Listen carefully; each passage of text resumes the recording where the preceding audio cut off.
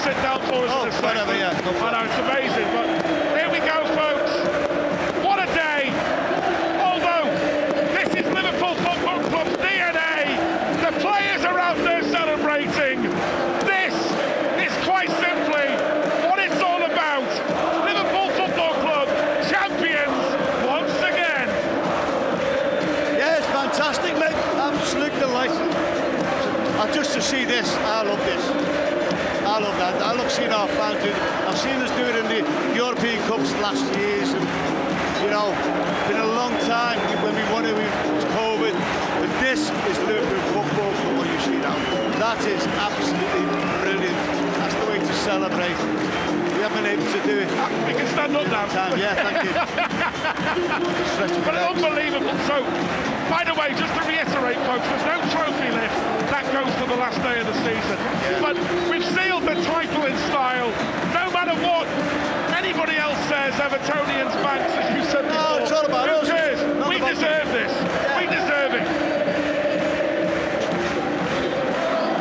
Amazing, isn't it? It really is. Yeah. Oh, brilliant. Feels emotional, this. Of course, yeah, you know, because the last time.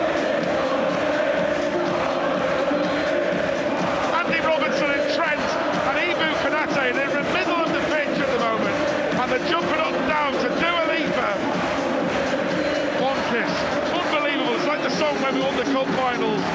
All of them on the centre of the field. And you know, although you know what's good, and we have to report this, there's no fans on the pitch. They're allowing the players to celebrate with the fans. That's it. This is how it should be. That's it, yeah. Years ago, they get on the pitch. I've been there myself, but let them enjoy it. They've made us proud, made themselves proud, and it's special. Special to see this. I said before, when Alex Ferguson said that he's going to knock Liverpool off their perch, well, Sir Alex, we're back. We're top of the perch again. Yeah, certainly are. Now it's time to celebrate in front of the cup. Here go the boys towards the cup. Brilliant. Punching the air with delight. This is what it means. There's 4 games to go, and we're Premier League champions. It's magnificent. The power of Anfield. The emotion of Anfield. This is what it means. This is what I said last time.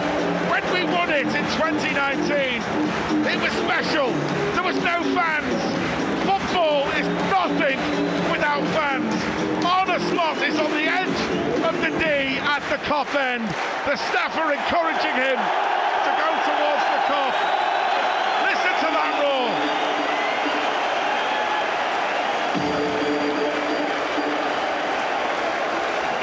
And now the party can start. Liverpool, Premier League champions. Champions for a 20th time. Number 20. It's unbelievable.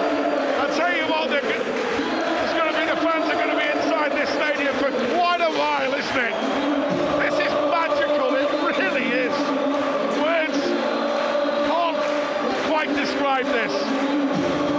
What you were seeing here in front of the Kop with the players dancing at the Kop end, free from desire. Another song that was always played when we won at Wembley is blasting out on the PA. Diaz is almost doing the samba dance there with Dominic Szoboszlai. And 1-2 for the great man Jurgen Klopp, the modern day Bill Shankly. Jurgen laid the foundations. He put Liverpool back on top of the world. We were champions of the world. Oh, if you can see Aldo now, he's jumping up and down next to me. He's dancing with the fans with a smile as wide as the River Mersey. But Jurgen led the foundations.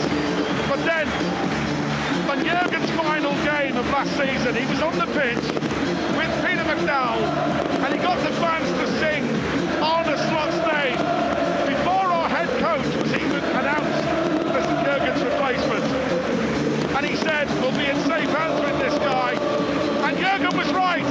Arne Slot has led Liverpool to the Premier League title. Aldo celebrating with Jan Bolby.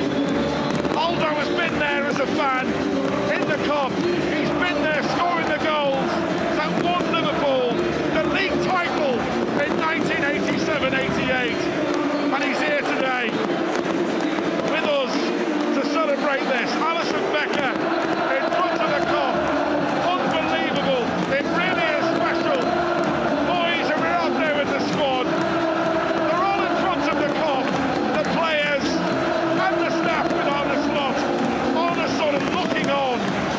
admiration.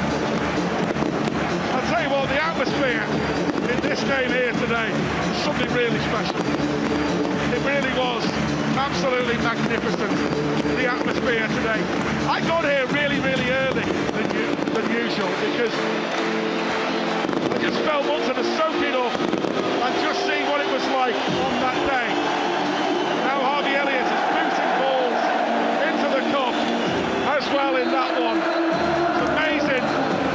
Aldo still jumping up and down singing. I'm going to just keep talking because I'll bring Aldo in a minute, but I'll let him enjoy it.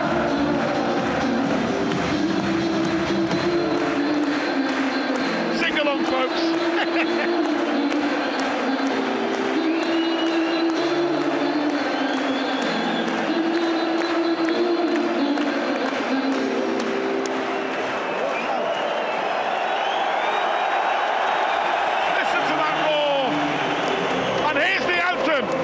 Shut up, for obvious reasons.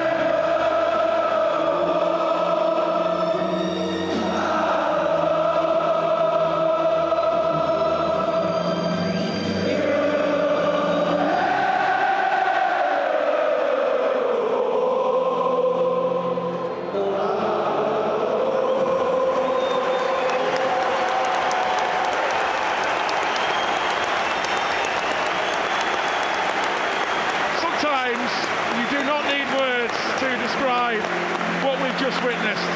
Pure emotion. Next up, Jamie Webster.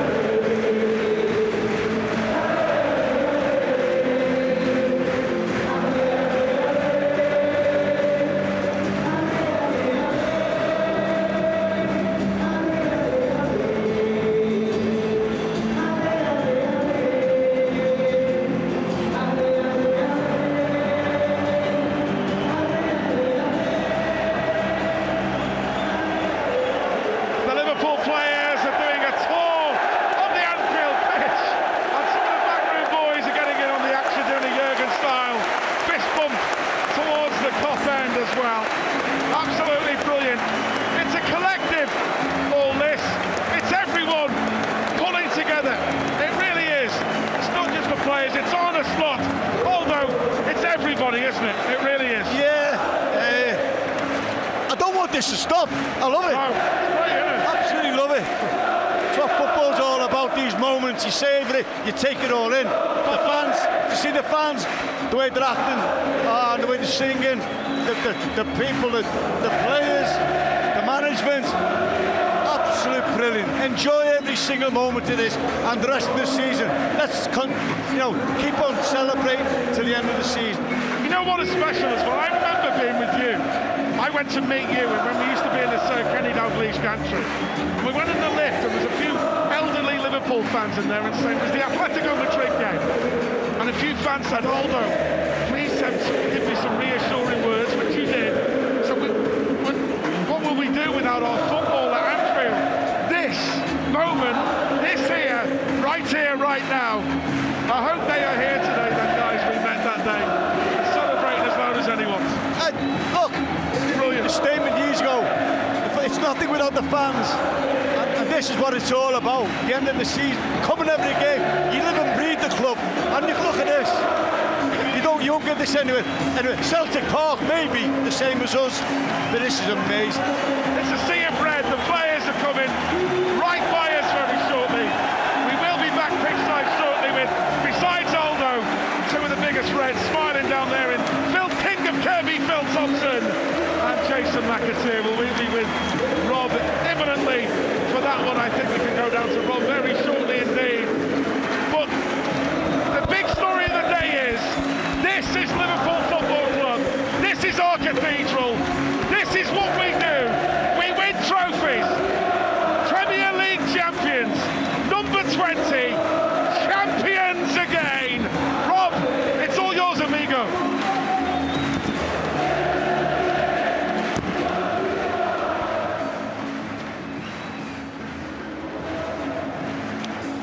Well, what a day, what a team, what an incredible afternoon to be part of. Liverpool Premier League champions.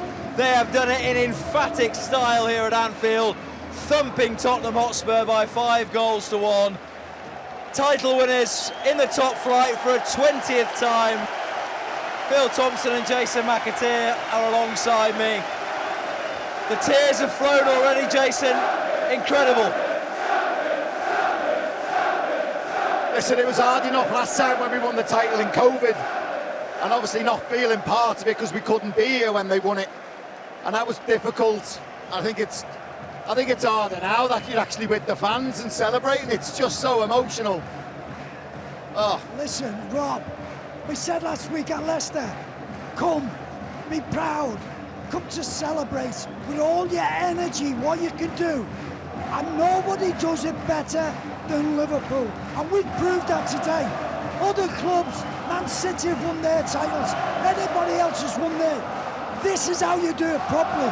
The emotion, the sort of celebration is just amazing. And it's special to be here. For someone who's been here before, won league titles, what are these moments like as a player? It was great, and we won it quite often. There's a lot of people here. It's been 35 years in the making, because discount the COVID thing, because we couldn't celebrate. Everybody here is it's the first time to properly enjoy it, properly celebrate with the players together, and I just think we have done it proper. What a way to do it as well, performance-wise, to go a goal behind. It could have been easy for the nerves to set in, but Liverpool absolutely roared back, and at 1-1, there was never really any doubt that this was the way it was going to go. We were talking before the game, and Tomo said when they played Tottenham and won the league that year, they actually went 1-0 down. It was like the same script. I was telling everyone where I was sitting. Tomo said it. You poke the bear, and that's what happens. Mental. The bear gets angry. It was a nervous first 20 minutes. You could see it was a little bit disjointed. The players, I think the atmosphere played its part as well. And when you want something so much, it's sometimes hard to get into gear. But when they went 1-0 down, it kind of settled them a little bit, didn't it? It's probably the best thing that happened to them. I mean, in all honesty, Tottenham have got big problems. They're so dysfunctional. And if Liverpool hadn't have beaten them today, that would have been an injustice, because that was a poor Tottenham display there. But Liverpool put them to the sword in the end, and it was quite fitting. you know, to run out, what was it, 5-1 winners? And it was just a stroll in the park in the end. It could have been 8 or 9, Jace, because there was a couple of chances at 3-1 where it was like passing to try and get people goals. And it is, they deserve it. The boys are celebrating over our shoulder, and they deserve everything that's coming to them. Honestly, and Mo Salah getting a couple of goals, you couldn't make it. Nobody wants to leave, and it's just, there's a bond, there's a togetherness which only this football club can create, and that's why these days of magic only happens here at Anfield. That's why Barcelona get beat 4-0.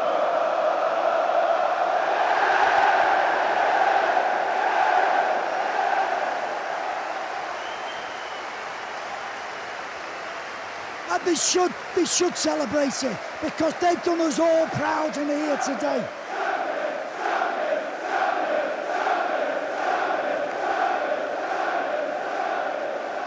Well, they've all got those champion shirts on. A lot of the players have got their flags where they were from wrapped around their shoulders as well. Might just be a couple more fist bumps on the way.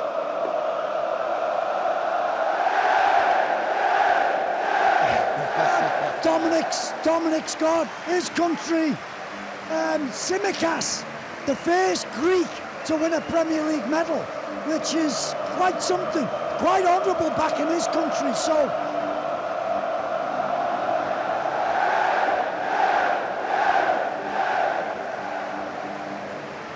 in all seriousness, what we want is to be back where the likes of Tomo's team, where we're dominating Europe, dominating the Premier League. These moments now are what bring you back as a player.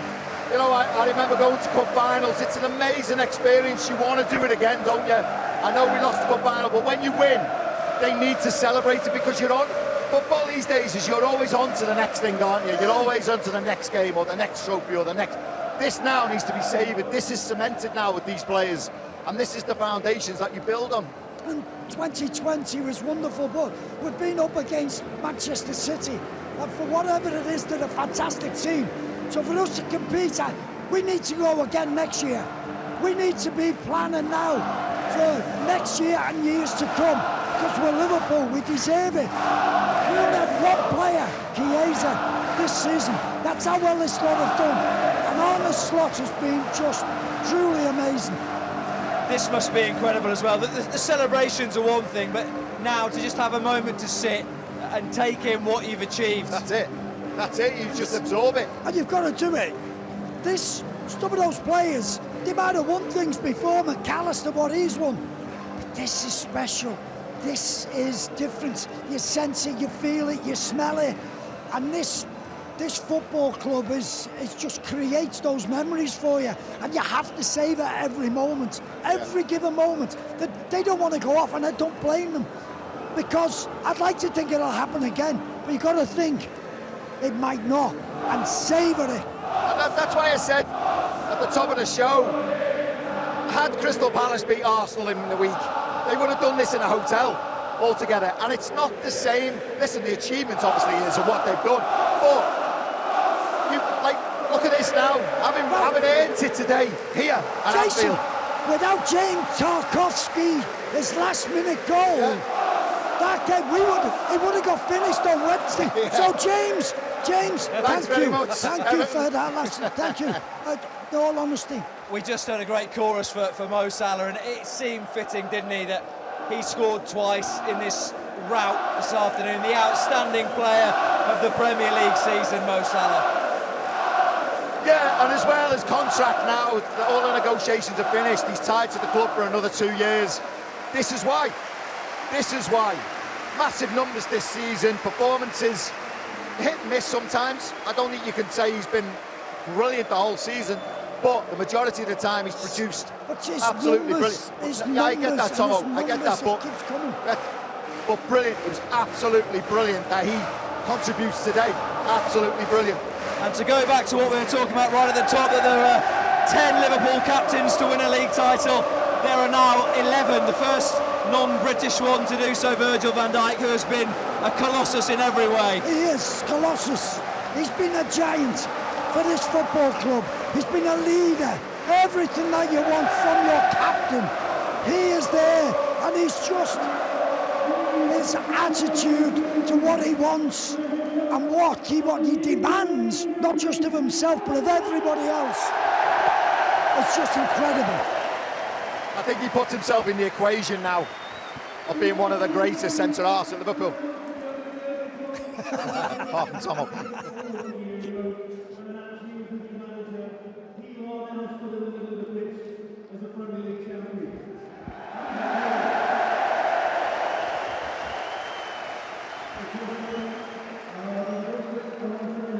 The only thing I can do now is send my appreciation to Jürgen. So there we go. Jürgen!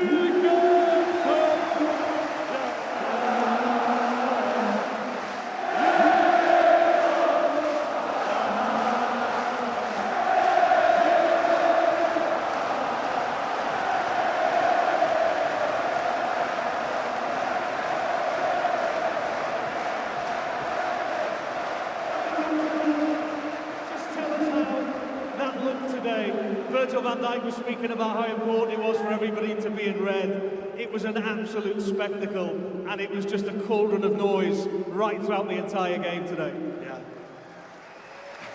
Yeah, it was. But I think even before the game, it was already clear that we were going to lose this game. The way we arrived there with the bus, I think everybody who was sitting in the bus felt there's no way we're going to lose this game. And of course, the boys thought, let's make it difficult for us again to go 1-0 down. But they always find a way to win. So send them the appreciation. How was it possible? This wonderful football team, almost untouchable this year. You did it with games to spare. How proud are you of the players this season? Incredible, incredibly proud. But not only on the players, I think everybody knows what the effort they've put in this season and for the last few years, but the people who are standing here, FSG, sports directors, everyone, my staff members, we should give them a big round of applause as well. Just one more, if I may. There's so many inside this ground that will have never seen this before. The fact that COVID robbed us of the opportunity to celebrate it all together. I know the other night it could have happened without playing a game, but how important was it and how emotional was it that everybody was together to celebrate this monumental moment?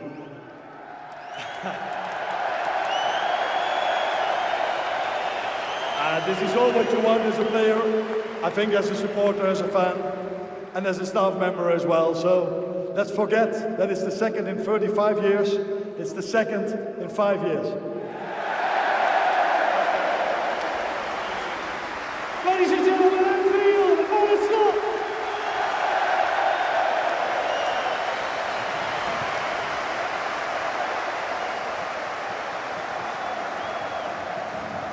Well, what a debut season it has been in the Premier League for Arne Slot, delivering the title at his first crack as Liverpool head coach. He had the hardest of acts to follow, replacing the great Jurgen Klopp at the end of last season.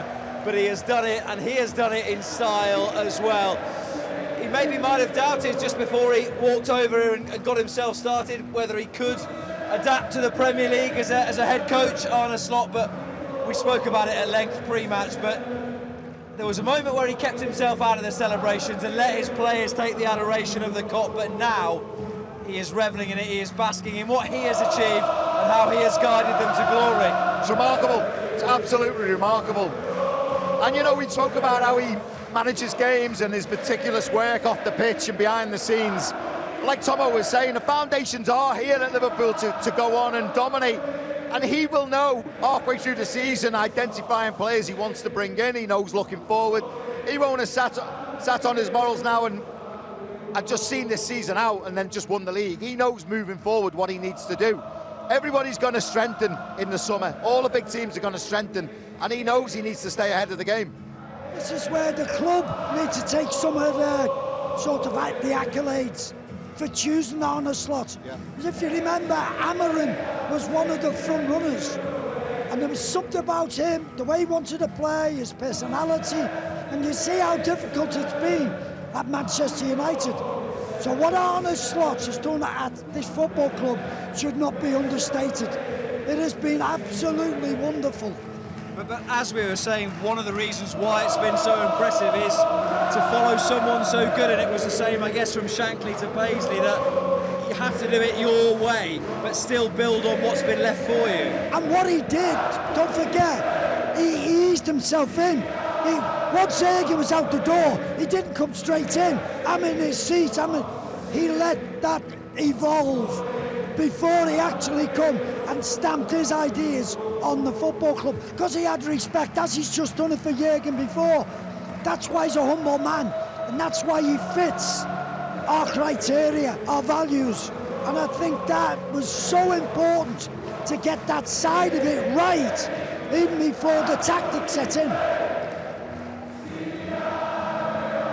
And I guess the contrast as well, Jason, between the two of them is so significant. Two men who are delivering success in different ways, that we saw the Arne Slot fist pumps pretty much for the first time right towards the end, well, during the celebrations not too long ago. Jurgen Klopp incredibly emotional, incredibly engaged, where Slot has been so cool, so calm. Even today at 4-1, he was sort of pointing to his temple, to his players, to say, look, let's finish this off, let's see this job right through to the end.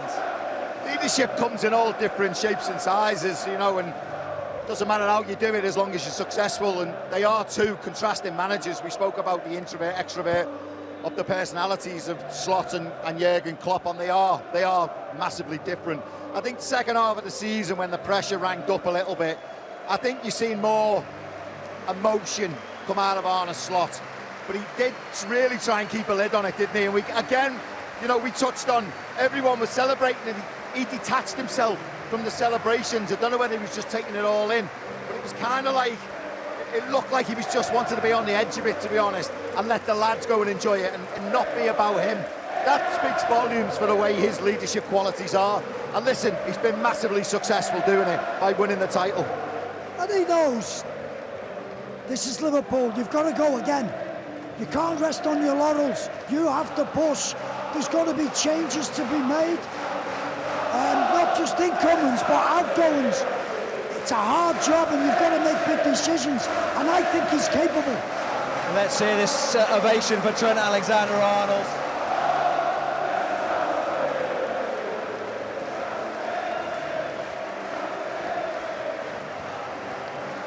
What time's breakfast?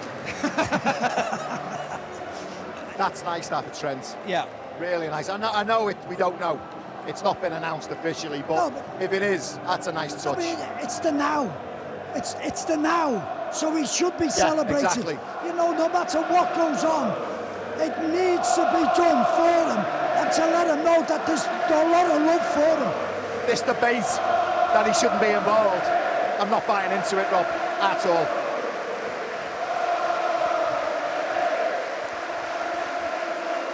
Well, from one fullback to another in front of the Kop, it's gone from Trent Alexander-Arnold to Andy Robertson, another one who's seen all of the good days, seen some very difficult days in his own career.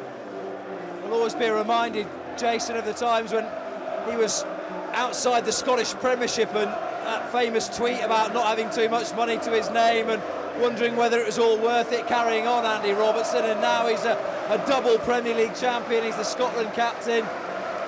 Champions League winner. Champions League winner. FA Cup winner, he's done a lot. He's up there with the likes of Tomo. But, you know, halfway through that season, you're looking at the players who have been there and done it. There's a lot of players in that dressing room who haven't done it.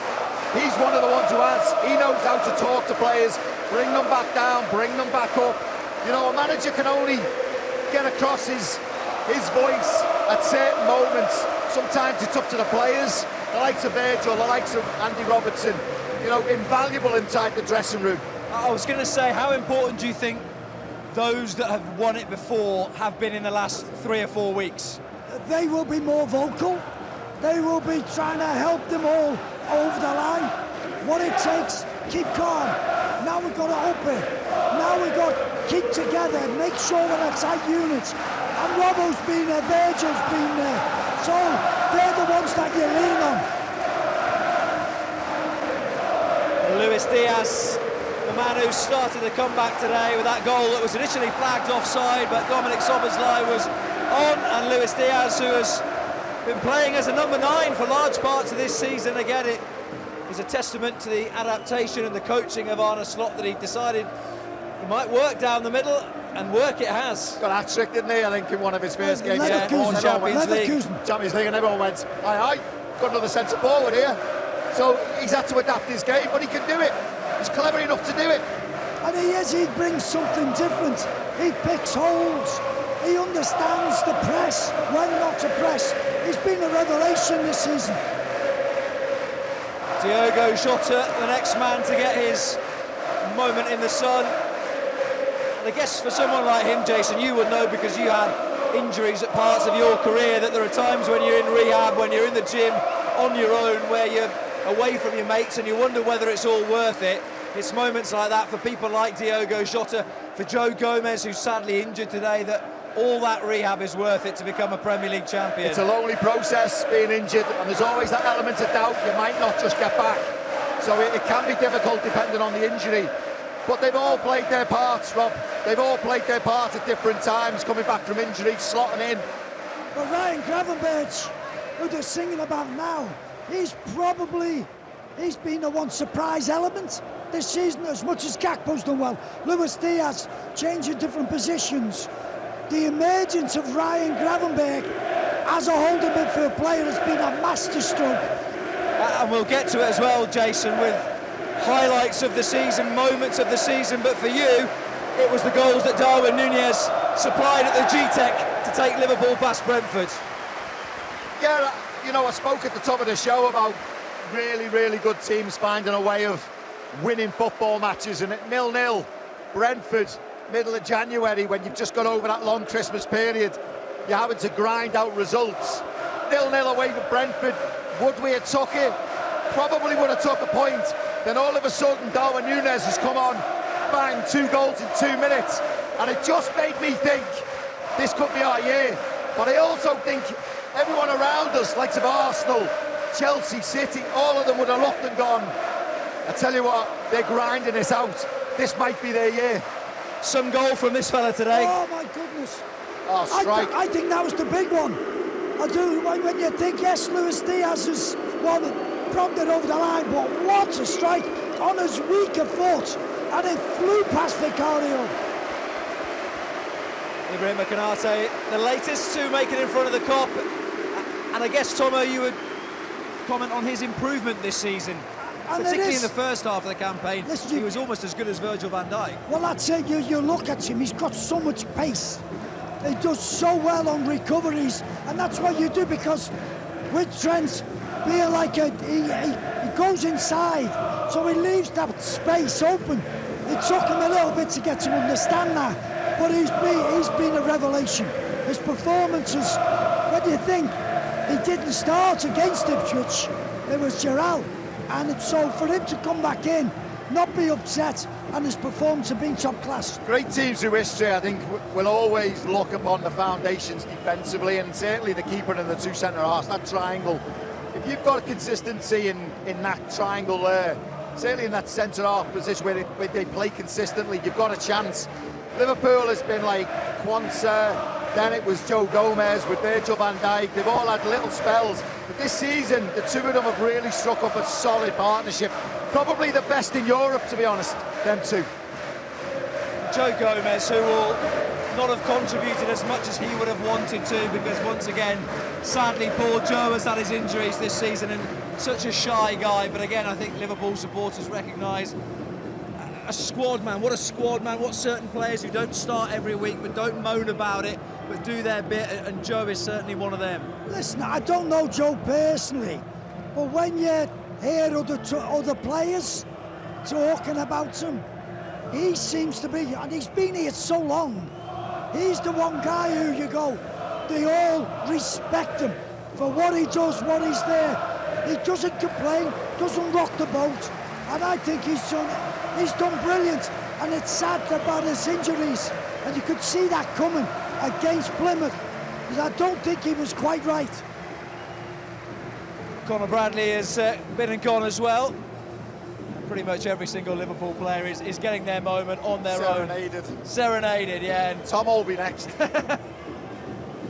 let's go back to Alexis Mac Allister then, because you said that you felt that was the turning point this afternoon, that absolute rocket to make it 2-1. We've talked of players that have experience of going the stretch in the Premier League, but what about players who have the experience of strolling out in a World Cup final? And that's massive on a day like today as well. He never looks phased, Alexis Mac Allister. Listen, playing in the World Cup final can only stand you in good stead for moments like this, where you've got to deal with the emotion of the game. He'll know the enormity of today, and he's another one, albeit he hasn't won, he's been in that winning dressing room, that mentality with great players. So his experience today would have been invaluable. He's a proper professional, a proper guy that you have in your ranks. I mentioned it before, he scored a last-minute winner for Brighton against Man United. And he come on the TV after it, and he was being interviewed. Very, very calm. And the way he talked, I said to my boys, he's got all the mannerisms and that as a Liverpool player. So, surprised in the summer when we bought him, you knew you had good character. You know your players when you listen to them and you see them. And Mac Allister's brought so much to that midfield. But it was interesting as well last season, Jason, because of all the injuries, he had to sort of put Mac Allister in different places, but because he's so good, he can play as a 6 or an 8, as a 10, whereas this season there has been that continuity of him and Gravenberch next to each other every week. They read each other's games, they concertina very well, and they have been a stable part of what has been a finely tuned machine. Yeah, them three have struck up a really good threesome, haven't he? That trio of players you've just mentioned. I think you've got Mac Allister as the cool, calm head who likes the ball. You can give it to him anywhere on the pitch. Distribution's really good, full range of passing. You've got Gravenberch who's explosive, will get it on the half turn and break and like cover up the ground and find something. And then you've got the worker Szoboszlai, starts the press, everyone gets round him. He really is. It's great ingredients to have as a threesome, and they've all played their parts, as I keep saying. But them three in midfield, absolutely tremendous. It's utilising the attributes of all your players, and those two playing the way they did, Mac Allister and Gravenberch, it allowed Szoboszlai to use that high energy. He used it because he was able to go sort of. Szoboszlai and Curtis Jones as well at times in that number 10 position throughout the course of the season. But to go back, Jason, to Ryan Gravenberch, and it was interesting, he was with us on the pitch, or just pitch side at Leicester last week, and he said it wasn't too long before the start of the season where Arne Slot came and said, have a crack at playing number 6, which he's not really done before, but he has that ability to sort of get the ball on the half turn from his defenders and just move away so gracefully from trouble and then advance the attack very quickly because of the way he carries the ball. I think when we bought him, he obviously had a lot of potential, high-profile player, courted by a lot of clubs in Europe. Don't know if he quite suited the way Jurgen Klopp wanted him to play, and he never really settled. But again, you find a manager, new management comes in, new leadership team, and he seems to have stuck to water with the way Arne Slot wants him to play. Like I said, he's always available, gets it on the half turn. He's not afraid to do the hard work when we haven't got the ball, puts his foot in, wins a tackle, but he's got that explosive little 5 or 10 yard when he gets away from players, opens things up. So yeah, another one he's come on under Arne Slot this season. See, you look at Ryan Gravenberch and you go, because with the way he was sort of playing under Jurgen, he's playing a little bit further forward. He's getting caught out a lot, getting caught in there. But as a number 6, we're all looking for a Fabinho, or somebody who could put a tackle in, win the headers. And Gravenberch is a different quality. Now, to me, that's a good management, because Arne Slot have seen what he could do. Maybe he's seen a bit more in Holland than what we knew of him, and he's gone, no, you can play that 6, you can glide past people. And the great thing actually about the 4 main midfielders, they're not at their peak yet, you would say. They're all sort of early to mid-20s. Gravenberch, Jones, Szoboszlai, they've all got more to come, Mac Allister too. And the thing is, where are they going to want to go? You know, there's no better place than this, is there? And like I said before, when you taste this and you've got over the line, you're right, they're in great ages to have this foundation to take the club into a different, an even bigger level. Domination now, that's what we want.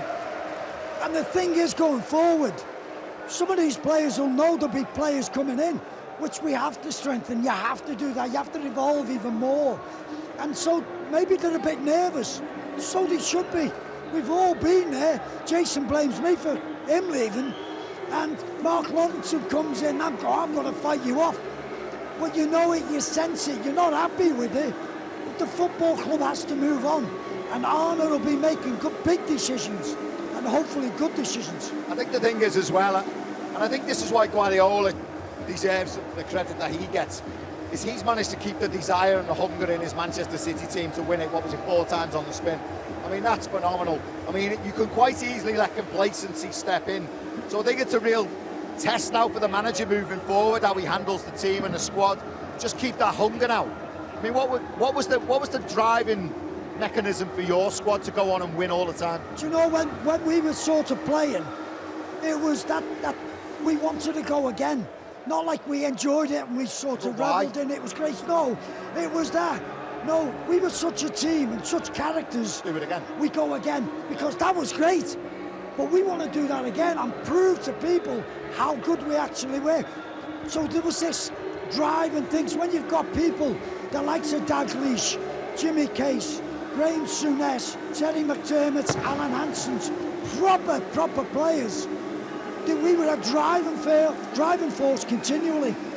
Yeah, just wanted to touch on, actually, you mentioned Simicast there, but another of when we were talking about the midfield, those that you would describe maybe as squad players, were Taro Endo, who again, the manager has spoken about a lot this season. It just doesn't moan, he probably knows that he has limitations compared to a Gravenberch or a McAllister, but ask him to play centre-half, he does it. Ask him to come on and play 20 minutes to see a game out, he does it. And for every superstar, you need someone who just comes in, does their bit for the team. To touch on the moaning, I don't actually mind moaning from a player who's not in the team. It shows he's got a bit of desire and wants to play and wants to know why he's not playing and where he wants to improve. If it's moaning like that, I don't mind it, but I understand the nature of the personality that you're talking about. And yeah, you need players around who are going to do that, you know, who are going to come in, do a job, know his position in the team, knows he's a squad player, but when he's called upon, he gives that 110%. And I think he's got a great record of, I don't think they've ever lost when he's come on the pitch, have they? I think he holds that record. When he's come on, Liverpool have never lost. To get that checked. Get it checked, but I think I'm right. I don't know whether that's the enthusiasm of a league title win. Are you talking about this season or just generally? I think this season. Okay, that seems more realistic. Is this a quiz programme? Yeah. It's not if it is, it's not a very good one, I can tell you that. When Endo's been on the pitch. We will hope to bring you some reaction as well, by the way. Hopefully a couple of the lads will come and join us as well throughout the course of the time that we're on air. Just wanted to talk about as well, when we were seeing those with their nation's flags wrapped around them, and when they were sat there on the turf, and probably when they go and sit in the dressing room now, or even when they get home later, you think of all the sacrifice. And people used to talk about Mo Salah doing 4-hour round trips on buses to get to training and back, and others who would have gone through hardship and tough times for this. This is the size of this football club. They go back to the countries, everybody's watching this game. This will be beamed everywhere. So there must be in Argentina, Hungary, wherever you want to go, Egypt, it'll be getting beamed. Yes, it's a chore at times having to make these journeys, but I'll tell you something, they will be lauded back. And we have made not just stars of these players, we've made superstars of these players. So when they go back and they're lauded, it's no hardship, believe me, Rob. It really is a global game now, and Tomo's right. You know, these players now are superstars in their homeland, where they come from, all corners of the globe, and it's a phenomenal achievement. They'll go back, and just Liverpool, the innovative, the football club, and the work that they've done behind the scenes with the partnerships and travelling out to Asia, it all plays its part in lots of different ways, bringing in revenue from lots of different areas. But for the players, you know, they are heroes in their countries because of moments like this. And could I just ask you, how'd you get all corners of the globe? I don't know. You know The quiz continues. But I guess the point is that, you know, the scenes that we've seen and we'll see around around the city of Liverpool tonight will be replicated in places like Cairo, where this achievement from Mo Salah, they won't sleep tonight, and it will be a huge reflection. And the people of Egypt so proud, people of Hungary so proud to have a first Premier League champion like Dominic Szoboszlai. Don't forget, we had 2 decades of Manchester United. Manchester United and Liverpool, 2 biggest supporters clubs in the world. And what's happened here, this enjoyment that we've seen, what we've seen outside beforehand, it will be like that. It'll be in Kuala Lumpur, there's a flag just there. It'll be in Bangkok, it'll be in Singapore. They'll be celebrating at Australia, Venezuela, wherever you want to go. There'll be people sitting up, watching this, relishing it. No more so than in Ireland. Hotbed of Liverpool fans and Man United fans. And they will go. Just come into that, Jason. No, but he's right. It's just, this football club is given so much to so many, and it continues to give.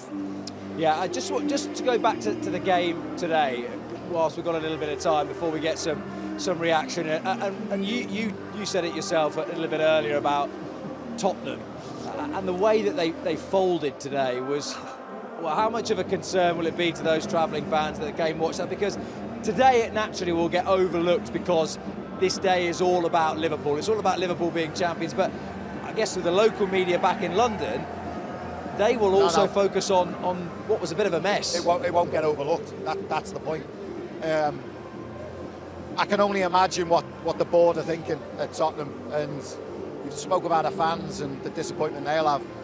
I think something like that on the manager, on Ange Postecoglou, is not great. I mean, they could have spoiled the party today. It's all about attitude. It's all about commitment to the cause. Yeah, we know Liverpool, it was set up today for Liverpool to win the title. But you've got to offer more than what they have. And to be honest, they didn't even look like a team. They looked so dysfunctional. It was just like, do you know what? I know it's going to be quite strong to say, I was a little bit embarrassed for them. It was like, I don't think Liverpool played that well. I just thought Tottenham were that bad. And I think he's got big problems. Yeah, I know they made changes, but my God, we're sitting there watching it, Rob, and I was like that after about 15 minutes the second half. They didn't have a clue. No. Yeah. They were just chasing round, and we were cutting through them so easily. That's why we were saying before, there was times when we were getting through, we were trying to walk it in. They were an embarrassment.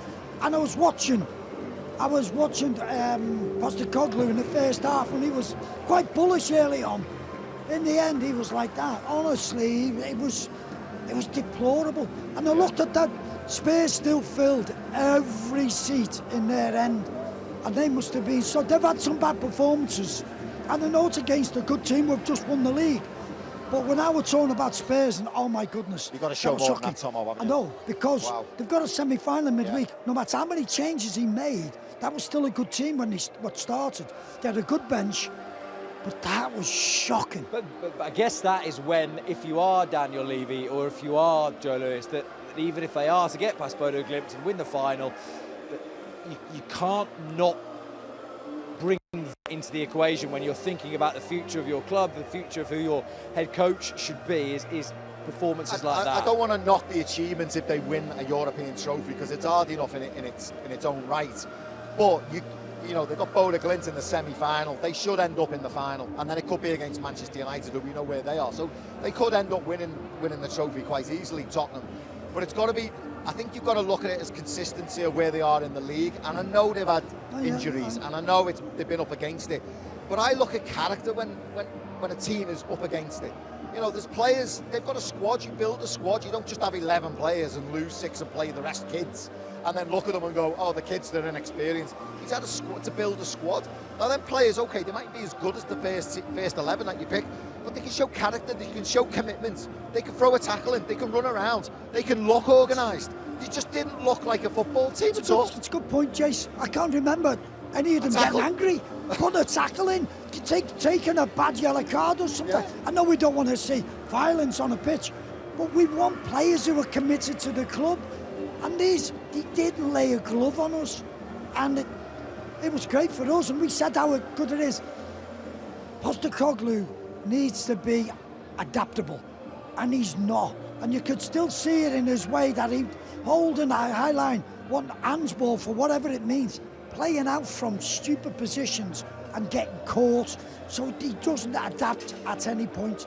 But that goes back to the successful teams that you'd have been part of or overseen at Liverpool, that leadership, and Liverpool have had a great captain this season, Virgil van Dijk, and you think back to just a couple of weeks ago and the West Ham game where it goes to 1-1 and he thinks, well, we've got a corner, I'm going to stick my head on this and I'm going to win us the game, and that is what's lacking in Tottenham, but that is what he has in, he's almost the last of a generation of real old-fashioned captains, Virgil van Dijk. Son is their captain.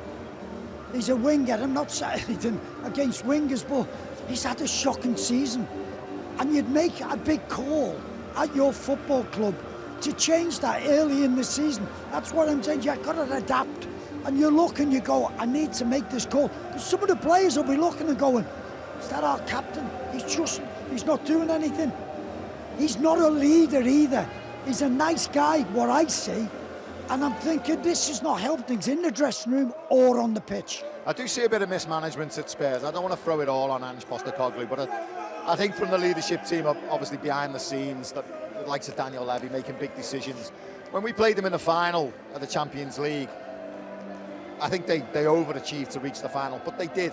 But I think it was a real turning point for Spurs. It was, which direction are you going to go in now? Are you going to invest and now step into the next realms of where you want to be, try and get to that, or you're just going to filter away? And I think it has just filtered away. They've gone and lost Kane, lost some other big players, changed managers, the style of football's changed. They've got the beautiful new stadium, still not got naming rights on that stadium. You know, it's all set up, but we keep using this word, Spursy. They cannot get away from this type of Spursy. It's character. To have in players. I was saying about McAllister and things like that. You look at them, you look at sort of Zoboslai.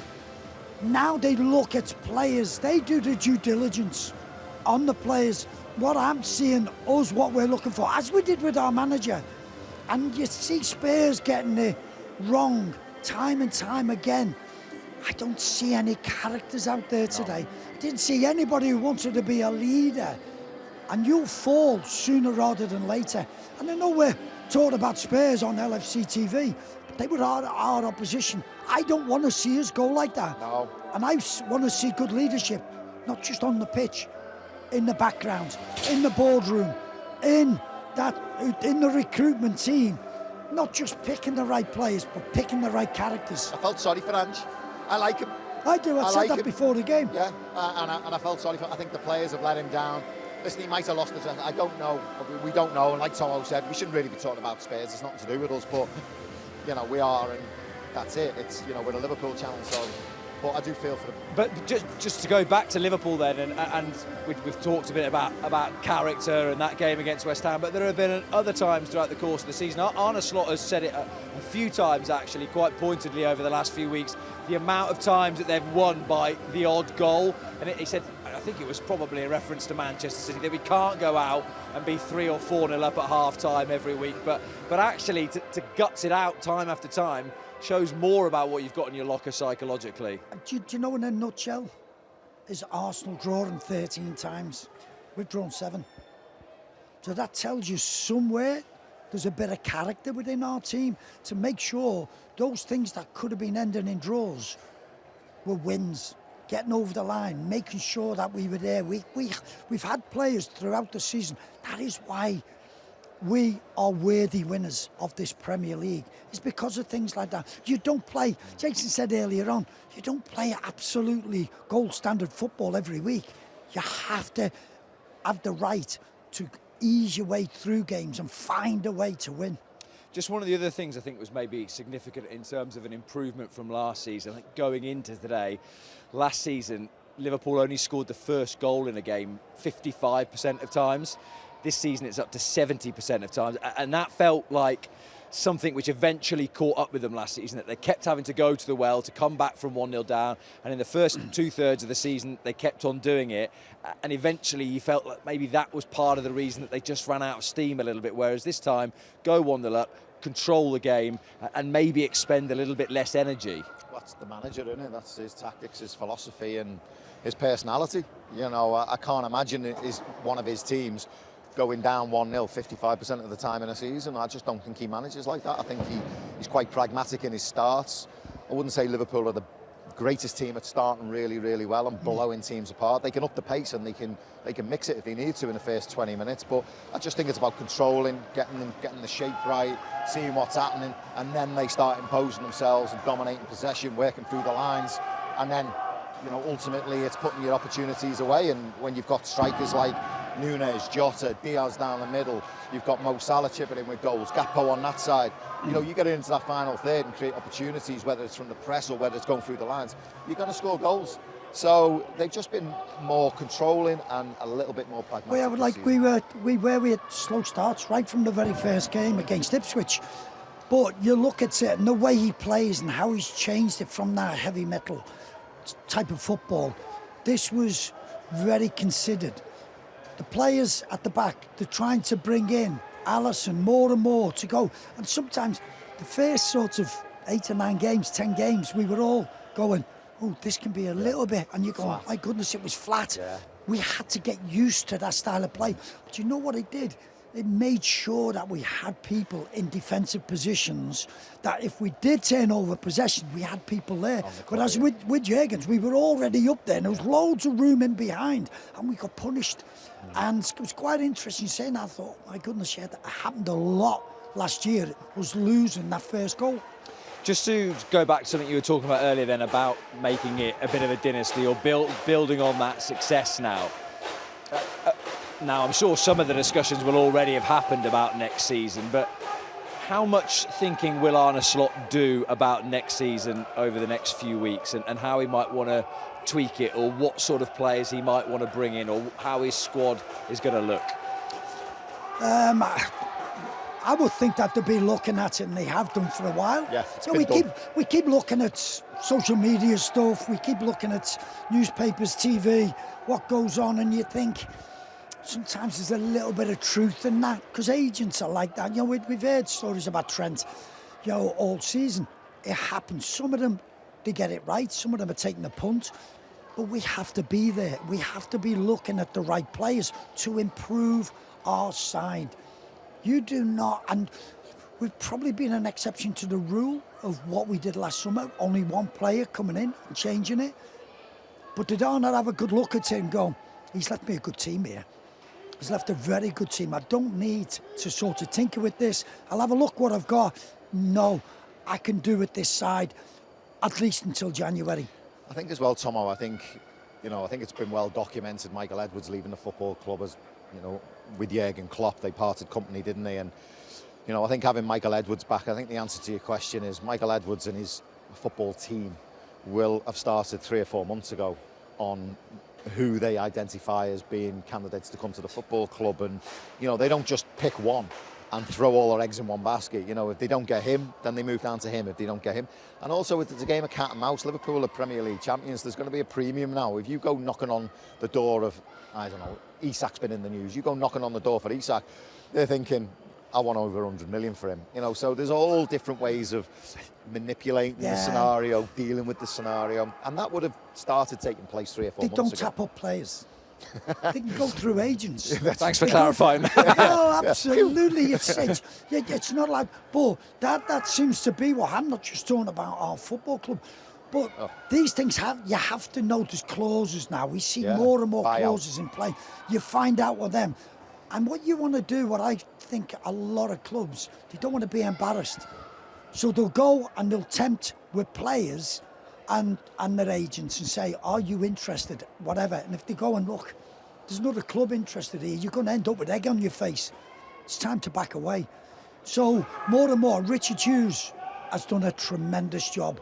And you heard getting the signatures of Virgil van Dijk and Mo Salah, getting them over the line, was a big, big call to get them done. Obviously, it's not happened with Trent just yet, but we'll have to wait and see. But the people behind it, that's our football club, deserve a lot of praise. Yeah, I agree with Tomo. I think that the 2 deals that were done, I think they were miles away in the beginning, and I think credit to the football club and to the players that they've obviously met in the middle somewhere and they've all agreed, and it's great for the football club, and the players are obviously happy with their deal as well. That takes a lot of management. You know, I think And do you know what I love as well? Like, there was a time when a lot of stuff was getting out of this football club and everyone was reading about it. It was getting in the news. It seems to have gone back to certainly your days when nothing comes out. It's like no one knew. No one knew. And even, you know, we're inside the club quite often or not, and even us, when we were talking to people did not. I didn't have one loose taxi lips. driver. Did you not? No. Salah's signing. Salah's going. Didn't have a clue. No one had a clue. No one had a clue, and that's the way that Liverpool have always conducted And it was themselves great in the past. that when they announced it, because it might have been done ages before. I feel like it was done quite a while. It was agreed. Yeah. And I think they waited until the right time. Didn't do the two of them at once, a week apart, to make sure at a vital time to give everybody a lift. And to go into this latter stages and go, these are done, which that pushed us over the line, and the results have pushed us over the line. Just on recruitment then, what sort of areas and positions do you think he might be looking at? After you, Jace. Well, I think, listen, it's a very strong starting 11. But you can't bank on them playing every week, and I think that's something that he'll have to adapt to, I think, next season. I think he's got away with one a little bit this season in the sense of consistently picking a very similar team. He very rarely changes it, does he? And I think the fact that they've got this little buffer now has certainly helped them. I would argue as well that the needle's not touching empty right now with the players. I think today was an exception because of the emotion of it. But I think the past few games have showed that we are running out of steam, and that needs to be looked at, and maybe a bit more rotation. You look at the business model of the football club, they need players to go, to bring in funds. Whoever that is, I've no idea. But should they raise enough funds, you know, I think there'd be someone in the forward line, I think a left back, as well as Robbo's done. You can't defeat age. You just can't do it. It's just one of them things, and it comes to everybody.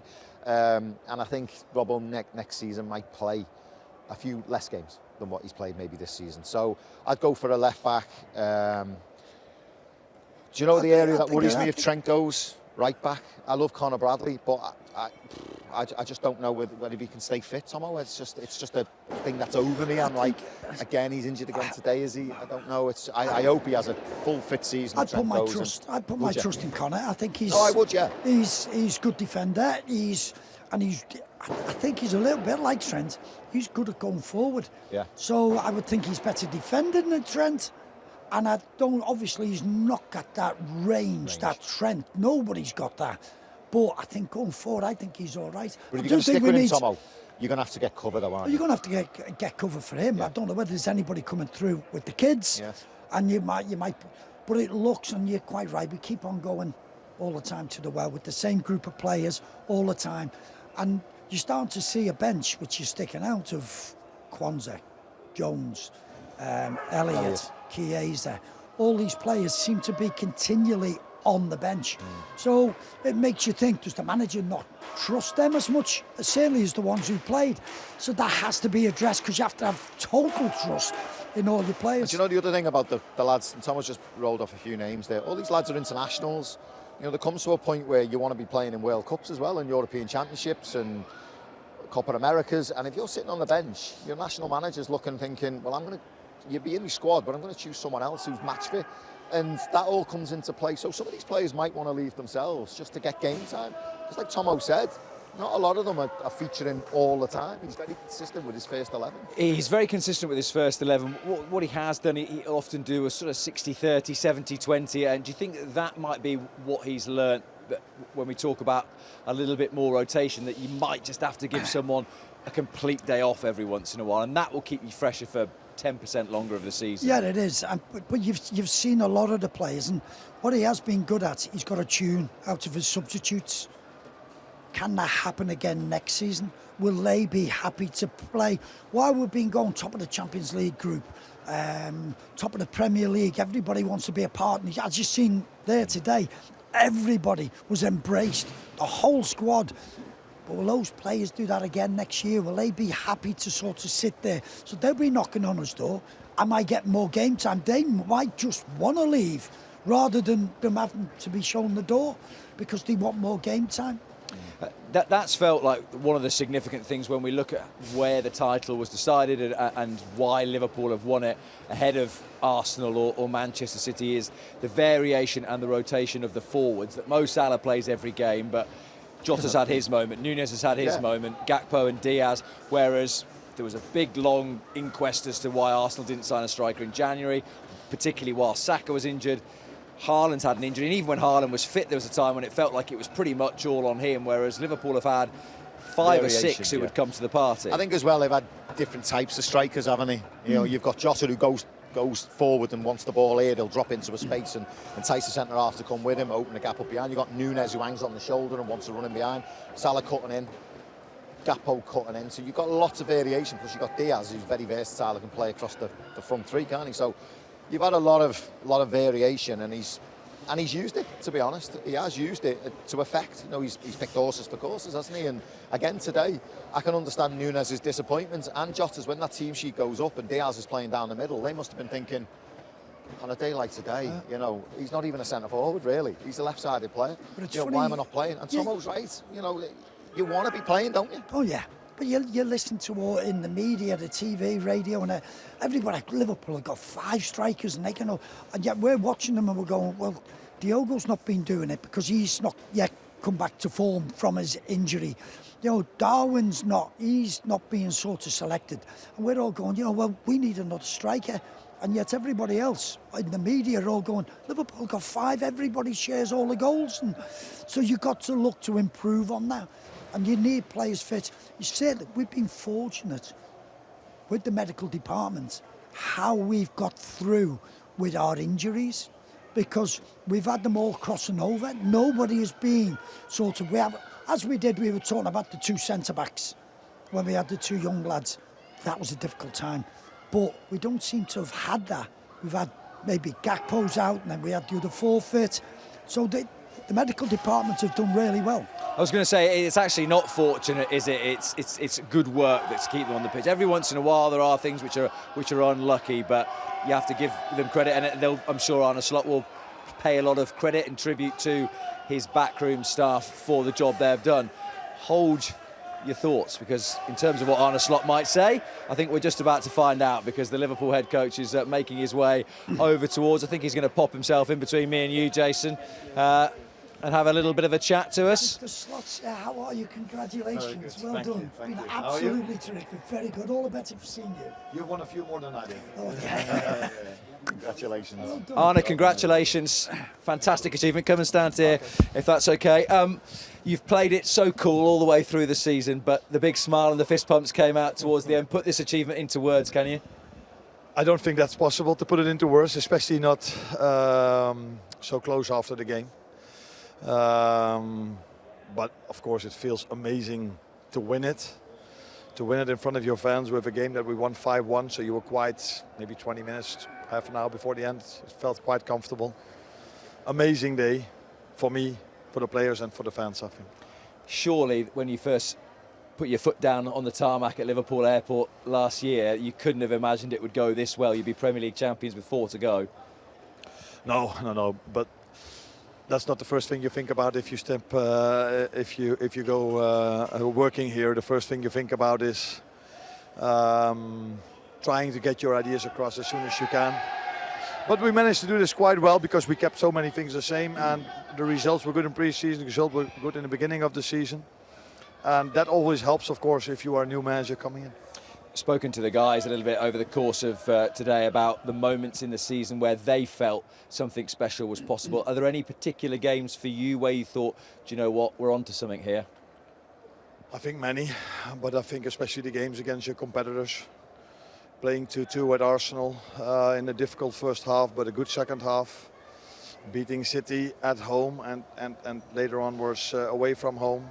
And of course there were a few late moment winners that always help you, but I think one of the key things was our consistency. People trying to make an idea that the second part wasn't as good as the first part, but I think the amount of points were exactly the same, and the goals scored and everything that we've done. So we were incredibly consistent, and that's the only way you can win a league title. Well, we could easily sit here and talk about all stars. In fact, let's do that first. Talk to me about your captain and the impact he's had. Yeah, a lot. For what you guys see here, when he's playing here, when he's playing a game, he's so important. He's so strong, wins every header, so cool and comfortable on the ball, bringing the ball out from the back. But I think there's something, I've said it many times so people know now, but the importance he has in and around the team.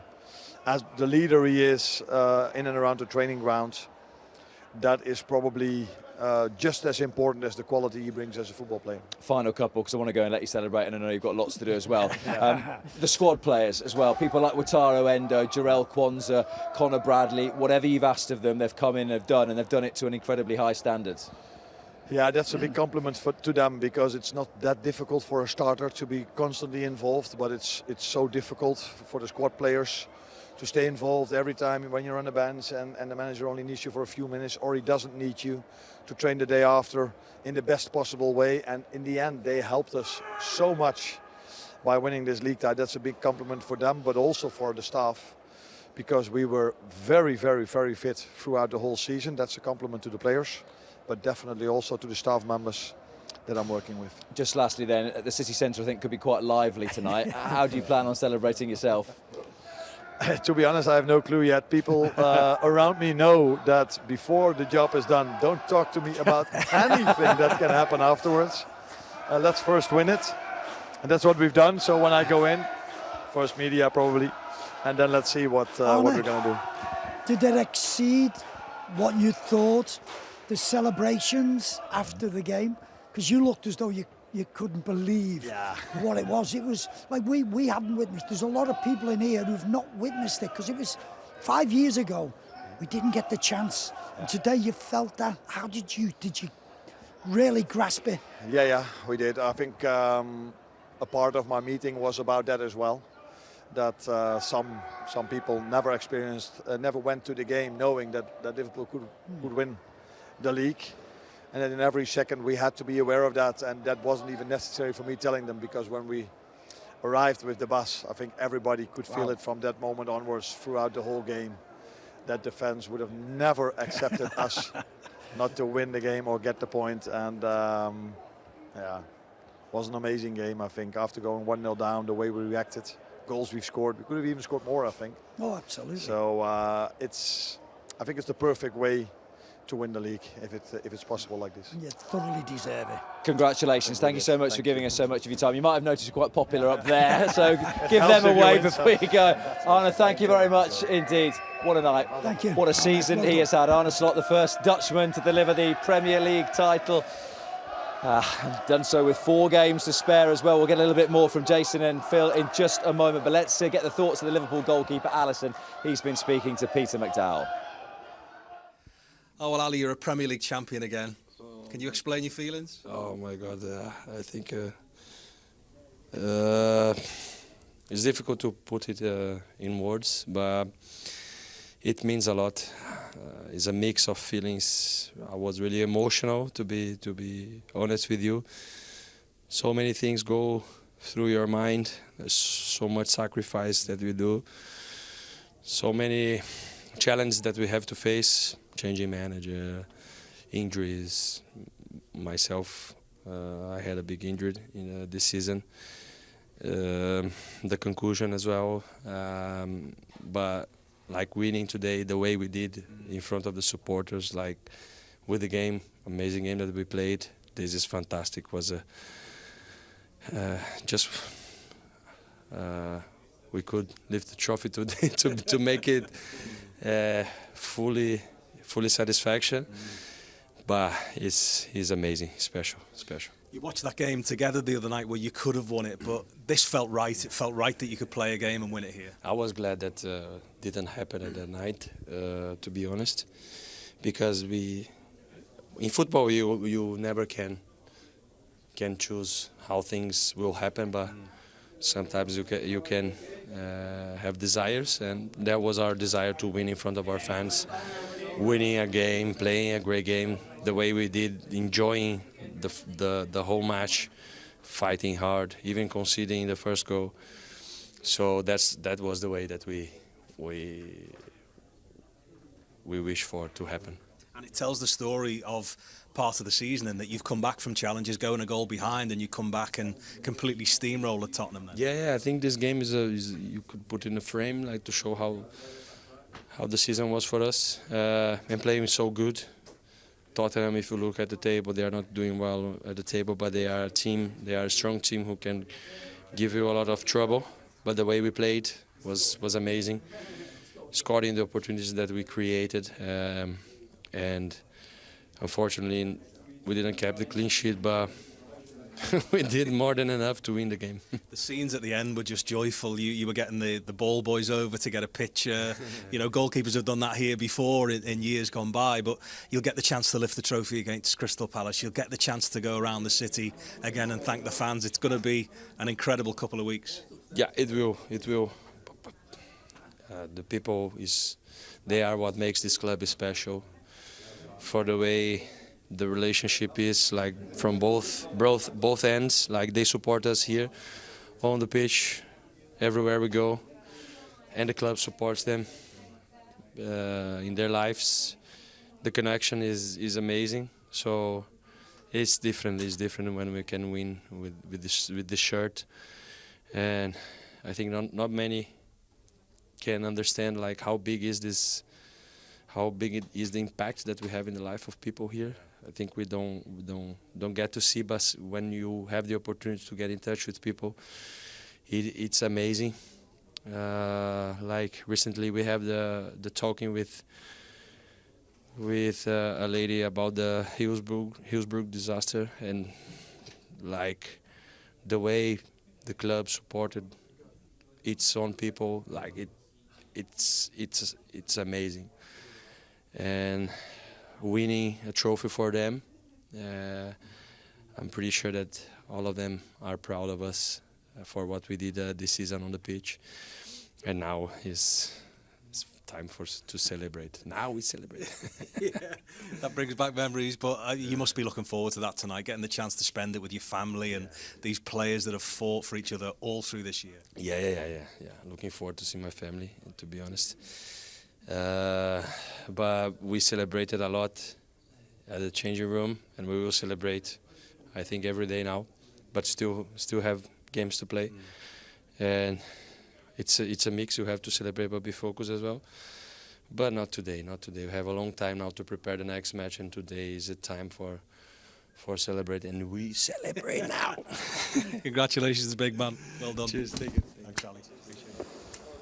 Well, we're going to get some final thoughts from the boys, which includes certain Cody Gakpo has come to join us as well. Congratulations. Just come the other side of Jason, if you can, because I'm going to have you this mic, because everyone wants to hear what you have to say about that, because that must be a pretty special day. Yeah, it's still a special day. I think we are very happy to win it also today and not in the week. So I think that makes it even more special.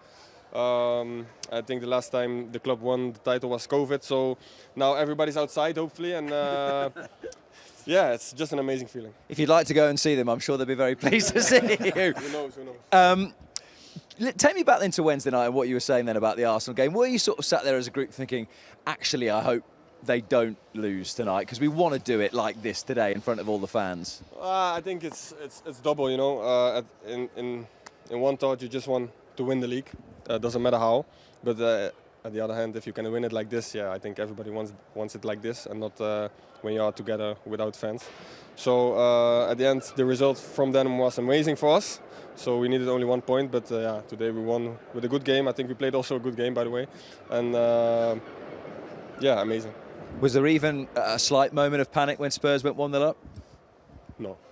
No, because some games, some moments are just meant to be, you know. So I think obviously we were not happy to concede, and we were not happy at all. But still, I think everybody felt like it can't go wrong today. There was moments in the season where you showed real character, like Brentford away, where Darwin comes on and scores exactly, two. yeah. You get the last-minute winner against West Ham. Was there a moment in the season where you personally thought, "Oh, it's on this"? I got asked this question inside as well. But to be honest, I think we had a lot of games like that. Yeah. At home against Brighton, Chelsea at home, Fulham when we draw at the end with 10 men. So I think throughout the whole season we showed real character, and I think if you get results in these games, I think this feeds into the confidence, you know. Yeah. So I think it's overall the season when you put in those performances and even stay calm and just kept on working, and that gives a real boost. So I don't really have one moment, you know. Yeah. So as if you think back, Cody, I think the Man City, Real Madrid in the week, 1 week in between, was moments. I'm watching a proper football team sort of performing before my very eyes. That's when me as a fan go, we're onto something special. Did you feel that as you grew into the season? Yes, but I think this week was, for everybody in the dressing room, was a special week. But then the week after we drew against Newcastle and we drew against Fulham. So then it was like, oh, we had this special week and now we are dropping points. So it was just about keeping focused on the next game to come. And I think that's also a great job from the manager, who was not carried away with where we are in the Champions League, where we were in the league with 10 points ahead, 12 points ahead. We were still focused. Even today, he was very focused on the game, and at halftime, he was telling us what to do better. So I think that will also like feed the players, like to not get carried away and stay focused. What was he like on the touchline then today? You go 1-0 down. I don't see any change in him. He seems to be very calm, and then you play exactly the same way. Is that right? Yeah, I think, I don't know if I say it correct in English, but I think the coach is also like, the players play how the coach behaves. That's what I'm saying. So yeah, he stayed calm and we stayed calm as well. Like I said before, this was a day that couldn't go wrong for us. So we kept on believing and we kept on working. So yeah, at the end, amazing day. Just a word on the season as a whole and your development as a player and what you feel the manager has given you. There were times when you first arrived when you played down the middle, but there has been this lovely combination of you out on the left this year with Lucho down the middle, which has worked brilliantly, and the guy on the right's quite good as well. Quite good, yeah. No, I think, for me personally, I think the change to the left side, I think also after the Euros, where I think I played a good Euros on the left as well for my national team for Holland. And then coming back, I spoke to the manager about position-wise. He told me to focus on the left, but obviously Lucho's playing there as well, who did very good, who is doing very good as well at the moment still. But then I think we got some injuries as well, so he then went to the middle, and I played on the left side. And it went well. We find each other easily, and then the guy on the right side, how you describe him, he'll be all right. He'll do all right. Yeah, exactly. So he has a fantastic season as well, which is helping us obviously massively. So happy days. And then even though then we still have so much quality that can come on, or if I'm not starting, somebody else is starting. We have so much quality in front and in the midfield and in the back. So yeah, amazing. Just final couple, because I want to go and let you celebrate, but we were talking a little bit earlier on about it still being actually a pretty young group, and you must look around the change room and think, a lot of these boys have got a lot more to come, a lot more to give, and hopefully this is the first of many trophies for you. Yeah, I think the group didn't change much from last season, so then you can build on the team as well. Now with Mo and Virgil staying, and hopefully Trent as well, then you can keep building on that team, hopefully for many years to come. Just lastly then, this day, a day like this, when you look out onto the Kop at the end and see those scenes, must be everything you dream of when you're a kid growing up, playing football at school, probably having to sacrifice going out or going to parties or whatever. Yeah. It's for days like this, right? Wow. Yeah, I think at the end, when you're young, and for us in Holland, I think the Premier League is the best league in the world. One of, if not the best. So then, that's always a dream. And then we grew up with those teams, with Gerrard, with all the legends from the whole league, And then, that's a dream. If you can even play in it, then compete and then eventually win it, then that's amazing. You're obviously just slightly too young to remember Jason McAteer, but I can tell you, Cody, he was a wonderful player. He'll tell you about his goal against Holland at some point. 1 year. Go and enjoy your evening. Thank you so much. Congratulations. Yeah, and he mentions it every single day. YouTube. Cody, congratulations. Thank you so much. Enjoy, mate. Enjoy. Great to have Cody Gakpo with us to just, I guess, pretty much end our day. What a day it has been. Emotional, fantastic. Everything, I guess, everyone hoped of when we all woke up this morning. I have to buy a new suit for the parade now. Lucky to get an invite. You're lucky to get here today. I'm going. Don't worry. You'll be there whether you're invited or not, won't you? I'll be there. But just put it all into words for us to finish. I just think it's difficult because, I'm a fan now. you know, I know I work in the media, but the fan comes out in you, and you know, when I was standing there listening to "You'll Never Walk Alone," you know, it takes you back to when you were playing here yourself, and it's just a special football club. It's just a special place, and you know, to be here and witness them win the league, to see the cop singing "You'll Never Walk Alone," it brings a tear to your eye, and it was very special to be part of it today. And some of those guys who have done it for the first time, Cody's one of them as he walks away. They don't know it now, but they're part of an elite group of people who've delivered the league title to Liverpool. And this is such a special place. And it really is, to come and play your football here and to enjoy days like today that only Anfield can produce. And it's not just everybody else will be going, wow, don't those Scousers do well? Don't they celebrate properly? And we do it better than anybody. The fireworks are still going off now. And this will go on for days now because we do it better than anybody else. We said it last week at Leicester. Come along, enjoy, be together. This is where the magic happens, and we've delivered once again. Yeah, it has been a magical day. I suspect there might be a few people calling in sick to work tomorrow morning, a couple of people working from home, maybe. Thank you very much. I've already got a headache now. Let's listen to Tomo for an hour and a half, isn't it? Thank you both for your company. It's been absolutely magical this afternoon. We are done, but our show is very much not done. So much more reaction to get for Liverpool's 20th league title. We will leave you in the company of Mark Benstead in Paisley Square. Good evening. Have given us the view from the ex-pros, the current pros, and the view from the dugout as well in the form of Arne Slot. So over the course of the next hour or so, we're going to give the view from the stands with supporters and members of the media to analyse this title triumph. This is the scene from our Paisley Square position. We can see thousands are still gathered here, revelling in this title triumph. We will try and give you some of the atmosphere, some of the feeling around Anfield just now, and maybe analyse as well just what has been achieved by Liverpool today, getting over the line once again, making it title number 20.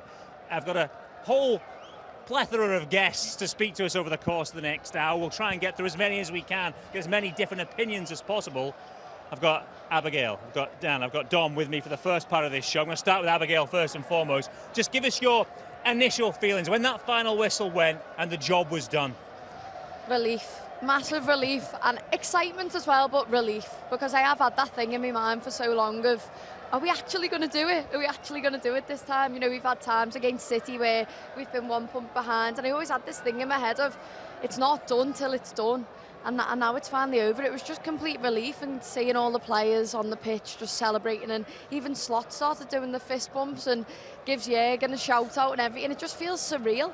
Looking down at all the fans, it just, because we had that COVID season where we couldn't all be together, and we did win it and it felt great, don't get me wrong, but the fact that, you know, we've all got to celebrate this together in the ground, I've got to be, and I've got to see us win in such a brilliant way as well. I know we went a goal down at first, but I've never felt excitement like it. It took me till about the 4th goal of Liverpool's to finally accept that I think we've won the league, but I can't believe it. I genuinely can't believe it. Dan, what about for you to see all this now, after all the expectation, all the build-up, because it's been on the cards for a good few weeks now, but for it to become a reality, how does it feel now in the immediate aftermath?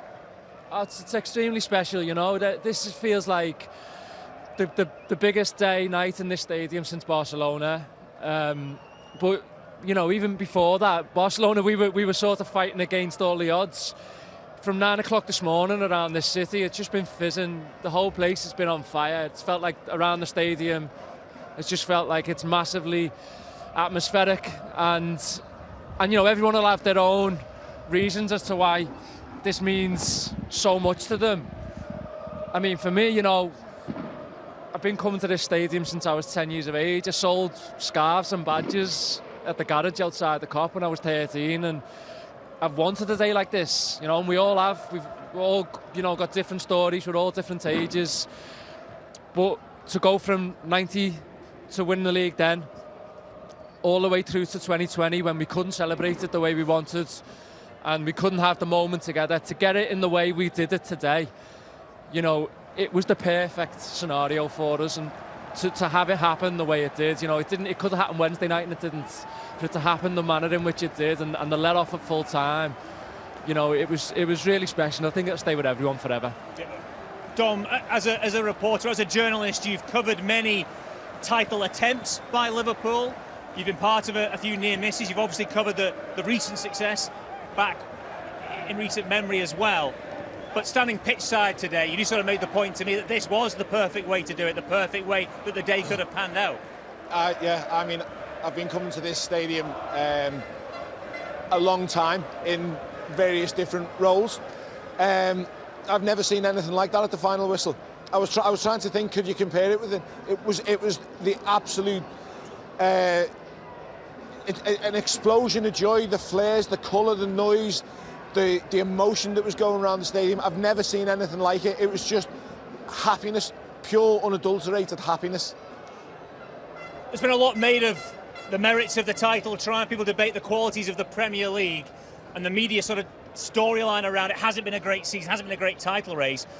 But put into words for us the job Liverpool have done in getting over the line, the manner in which they've gone about it. Just 2 defeats so far, the best scorers in the division, second best defence. Yeah, I don't know where. Well, I do know where the narrative is from. There's a lot of people who didn't want Liverpool to win the league this year from around the country. We know that. They've been exceptional. The run of form, I think that I put something up on Twitter last week after they'd won at Leicester. So today makes it 11 wins, 2 draws and 1 defeat in the last 14 games. And Liverpool are supposed to have limped over the line. It's just nonsense. The manager has been impeccable. The players have risen their levels. It's been the perfect season almost. It's been in the league. They've been absolutely faultless. They are worthy champions, as good as champions as they've been in recent memory. And that's the thing, isn't it, Dan? It's not Liverpool's fault that no other team has been able to keep pace with them, and that's the reality. Sometimes it gets framed, doesn't it? Oh well, it's not been the challenge that has been in recent seasons, but that's not Liverpool's problem. Liverpool have, as Tom said, been near faultless, relatively speaking, in the Premier League this campaign. Of course they have, and you know, maybe we all came to believe that you had to, you know, hit high 90s to attain a league title, because that's what we've had to go through for the last 7-8 years. You know, you can create every narrative you want. I'm spot on.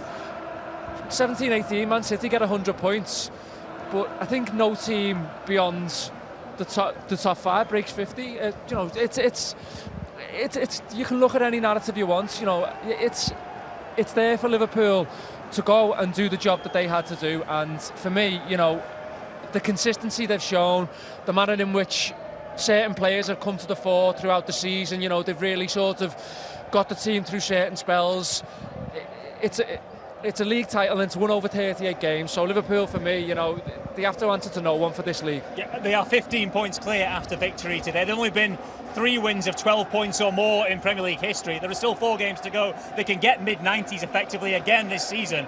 That just shows the quality of this team and the relentless nature of this campaign. Yeah, 100%. I think we've been in a position this season where there was sort of no expectations on us, you know, because Klopp left and a lot of his staff left, and I think there was the thing in a lot of people's heads of, oh, Liverpool might be going for top 4, maybe they'll go for a cup run, they probably won't be going for a title. So the pressure's been off us really, and I think the pressure's been off Slot, because, you know, he's been put in a perfect position. I mean, you can say you don't want to fill that man's shoes, but you're walking into an unbelievable squad that have done it before, most of them, won silverware and want to go again and want to win the title. And I think it's just shows you how amazing Arne Slot is, the fact that he's come in, put belief into these players in a position where they believe in him. I mean, you look at the likes of Mo and Virgil, and they've signed extensions and they believe that they can go again for another 2 years with this manager, and they're going to be able to win more silverware with him. And, you know, the cool, calm and collected nature of Arne Slot has just been absolutely unbelievable, and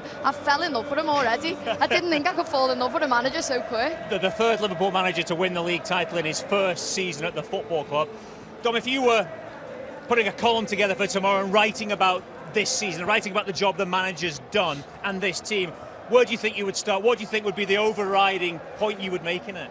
Do you know what I've loved about how he's gone about his business this year? I was sat in the main stand for the game against Brentford, first home game of the year. Obviously Liverpool win 2-0, and I watched Slot at the final whistle, and he sort of crept onto the sideline. He crept from the sideline onto the pitch, and he was like, didn't know whether to, should I do this, should I do what? And there was a little feeling in the stadium, what's the manager going to be like now? Everybody was still thinking about Jurgen because it was so fresh in everyone's memory. And he was very respectful about how he sort of edged and edged and edged. And week by week they were winning, and you could see a little bit more confidence in him. And then today he's given the big punch to the sky. He's handled himself impeccably every time you're in his company and you ask him a question. He answers it really straight. You never feel on edge with him. And I think I said it to you, didn't I? One press box. He plays grown-up football.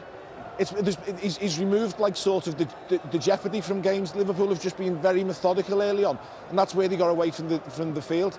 Brilliant. Yeah, well, that's the thing, isn't it? It's been different this year, hasn't it? It has been different football, but ultimately it is winning football. Yeah, absolutely. And you know, I think he came in and he said, this is the expectancy. I'm here to win the big things because I'm at Liverpool Football Club. You know, this very day is 11 years to the day of Liverpool 0, Chelsea 2 in 2014. And that 13-14 side was a great side.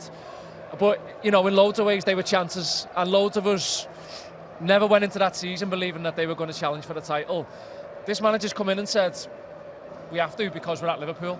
And, you know, he's walked the walk and he's talked the talk. And you're right, the football has been grown-up football, but he still took chances where he's need to. You know, we've ended games with 4 forwards on the pitch. Yeah. You know, we've had games where, you know, he's maybe utilised someone in a bit of a different position. He's an adaptive manager, and he's clearly looked at this league. He's seen what's needed.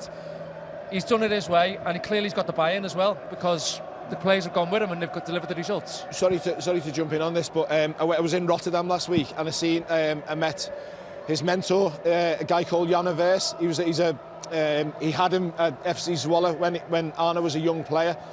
And the point that he stressed to me about it all, because he's been watching from afar, he's been speaking to him obviously, he said, you have to understand that he hasn't played the football that he wants to do yet. He's been clever about how he's managed this season, but Slot's idea is for Liverpool to be in the opponent's half for 90 minutes a game, because that's what he did with Feyenoord. He said that's going to be the next stage of the development.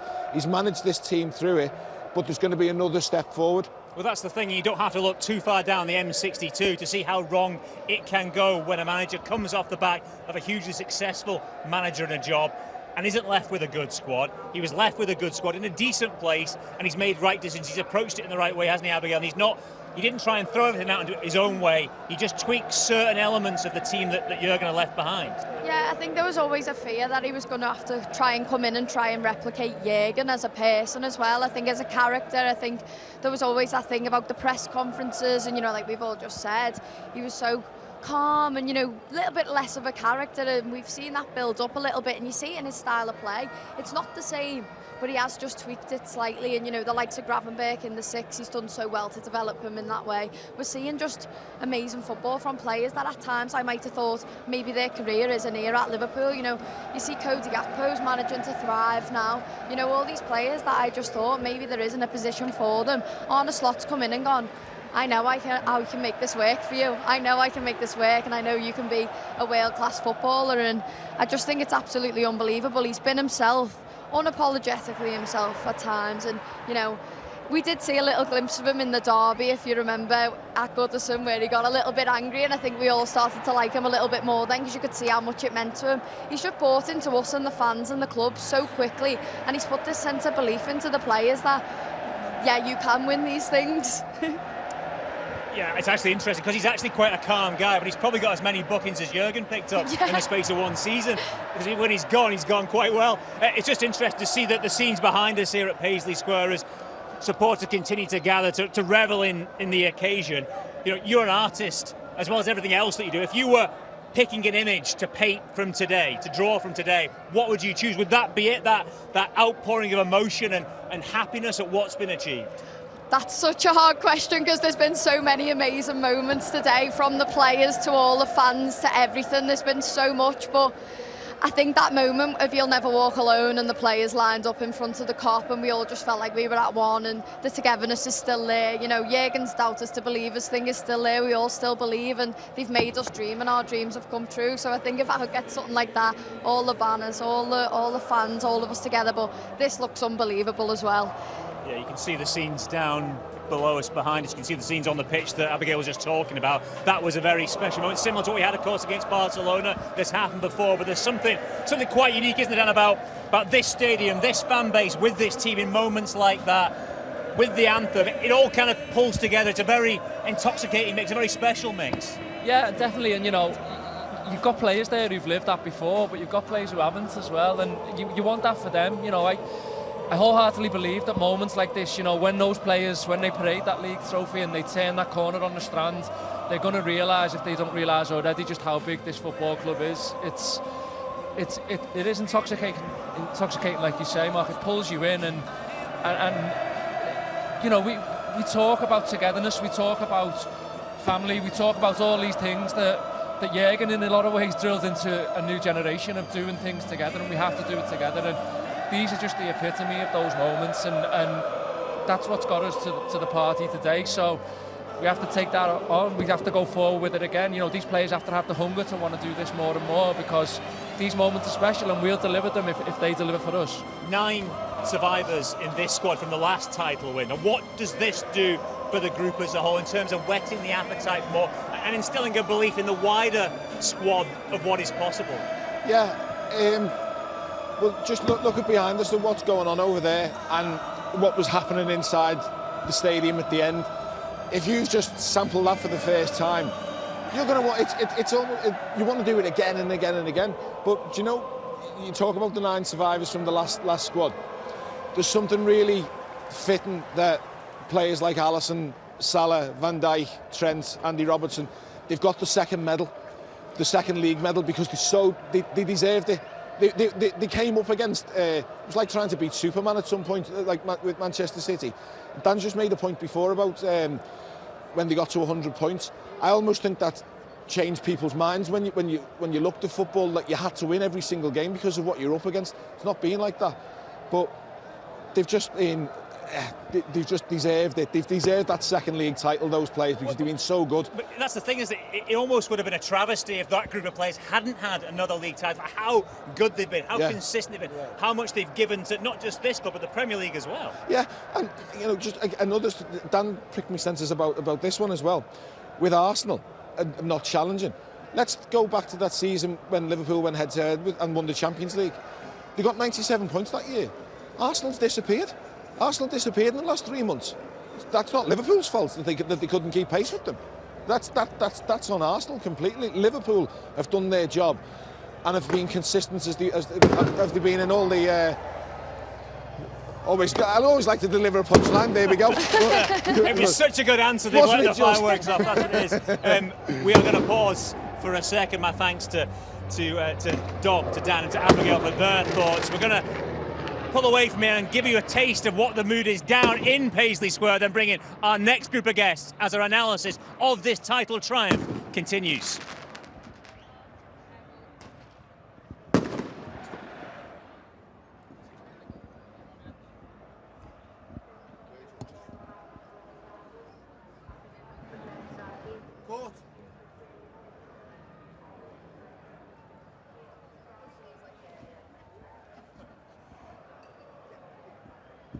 What a scene below us. This is just a small taster, I guess, of what is happening outside Anfield at the moment. So many still gathered here. How many hours are we after the full-time whistle? 2.5.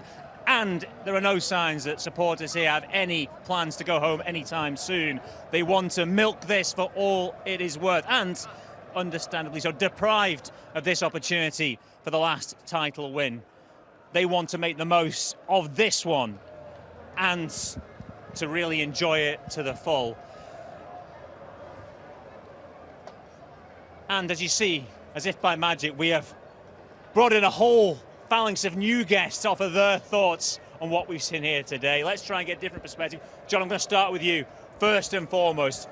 Just initial reactions to that outpouring of emotion at full time and what we're seeing behind us here at Anfield, below us at Paisley Square, just what it means to the city. Well, where to begin? I'm a senior member of this group you got here today, Mark. In fact, I'm old enough to have been coming here since 1964. And with Liverpool's history, you've seen so many incredible, special moments, days. so many wonderful feelings. I honestly think, I don't think I've ever seen anything like this in terms of a domestic achievement. The outpouring of emotion is authentic, it's unbridled, it's wild. I hope they're all safe out there because it's so genuine, so incredibly happy. It's like a bottle of pop that's had the top tagged down on it, but it's been shaken up and all the fizz has suddenly come out. It's an amazing scene. It's a thoroughly deserved celebration for the club, for everyone associated with it, and for the fans. And as an older fan, I am so pleased for the younger fans and even the middle-aged fans, my son included, who was with today, who's 34, he was born in 1990. He's never been able to celebrate this before, and he has today, and it's for the fans. I'm so pleased. But that's a really important point, isn't it, John? There are generations who've not been privileged enough to be part of this kind of title celebration. Yes, we've had the one that happened during COVID, but that was sort of very different. This is the authentic experience there, and that is the reward for all those people who've followed in your footsteps, been told these days will come, and now they're finally getting one. Well, Liverpool have had so many fantastic successes. 20 years ago since Istanbul? How incredible was that? You could name so many, just go on and on and on. But I used to say to people at the club and other people in my family and other friends, and Liverpool have won trophies, and lots of them, but for a long time they hadn't been the best. Of course, in 2020 they were the best, but they weren't really allowed to celebrate it properly. Today they are the best, and being the best is a different feeling. Liverpool are the best team, possibly in Europe. I mean, I know they've missed out on that this year, that's another story, but they are right up there, and that's a different feeling, and it's a different sense of celebration. And for it to happen the first year after Jurgen Klopp left this football club, today just says everything about Liverpool Football Club. It's a perfect day for Liverpool, a perfect celebration, and an amazing bond between the fans and the team and the manager and everyone else associated with it. You have to be so proud to be a Liverpoolian today. This says everything about Liverpool Football Club. Well, Connie, just on that point, let's talk expectation at the start of the season. What were the hopes? Because Jurgen, huge character, a man who'd done so much for this place, left. What were your hopes at the start of the season? Being honest now, did you ever envisage anything like this? Never. I think for me, I'd said very early on it was a season of change, season of lowering expectations a little bit, and for me I was happy with top 5, maybe a cup final trip, but never in a million years did I expect, 1, for us to win the Premier League, but 2, for us to win it in April this early. It's just a massive gap at the top now, and it's just mental. Yeah, and Errol, for you, was it the same sort of thing? You kind of came into the season hoping it'll be a smooth transition, or maybe rebuild and go again, or did you? Maybe you had thoughts of days like this. Mate, honestly, we can all have dreams and all have thoughts of it, but the reality is I don't think many Liverpool fans, even pundits alike, they just didn't have us down as that team. They was ready to transition across to an Arsenal, or they thought City might go again and do the unthinkable. And look, at the end of the day, from what Jurgen said when he came in about turning us from doubters to believers, handing the reins over to Slot in the way that he did. You just mentioned before about 2020 and us not being able to celebrate it. Well, there's a Liverpool group called The Real Thing. This is the real thing today, and the fact that I'm here alive and able to witness it. I'm like your son. I'm 91 baby, so as a 91 baby, this is the first proper one where I've been able to soak up the entire vibe of it. And honestly, I didn't expect it this season. I was kind of like Courtney in the sense of I'd have happily settled for, making sure we guarantee Champions League, sorting the contracts out for the big players, and then making sure that we can go again and make sure that the team is still competitive. I think that was the priority, remaining competitive with the amount of changes that was about to happen, and this has exceeded all expectations, I'll be honest. What do you think has been key then in the way that Arne has dealt with the situation inherited? What do you think has been essential to getting us to this point? I just think he's been meticulous. I think his attention to detail. I think one of the things that I commented on quite early in the season was he reads that first half of football like a book, and in the second half he just makes the calm changes that he needs to do. Whatever message he relays in that dressing room, he's got a manner about him that the lads just seem to absorb it, soak in all the information, and then go and execute it. Like, people joked at the beginning of the season, second half FC and all that, but it was getting us results. It was getting us 3 points on the board almost week after week after week. Look, we've lost 2 games all season. That is ridiculous. I think you mentioned with the last group that we could still hit over 90 points this season as well if we win the remaining 4 games. So it's just the way that he's went about it. He's kept the level and the standard as high as he possibly could, and he's not took his foot off the gas, and I just think he deserves an immense amount of credit for that. We were sort of chatting in the last part of the show about sort of the whys and wherefores of the Premier League.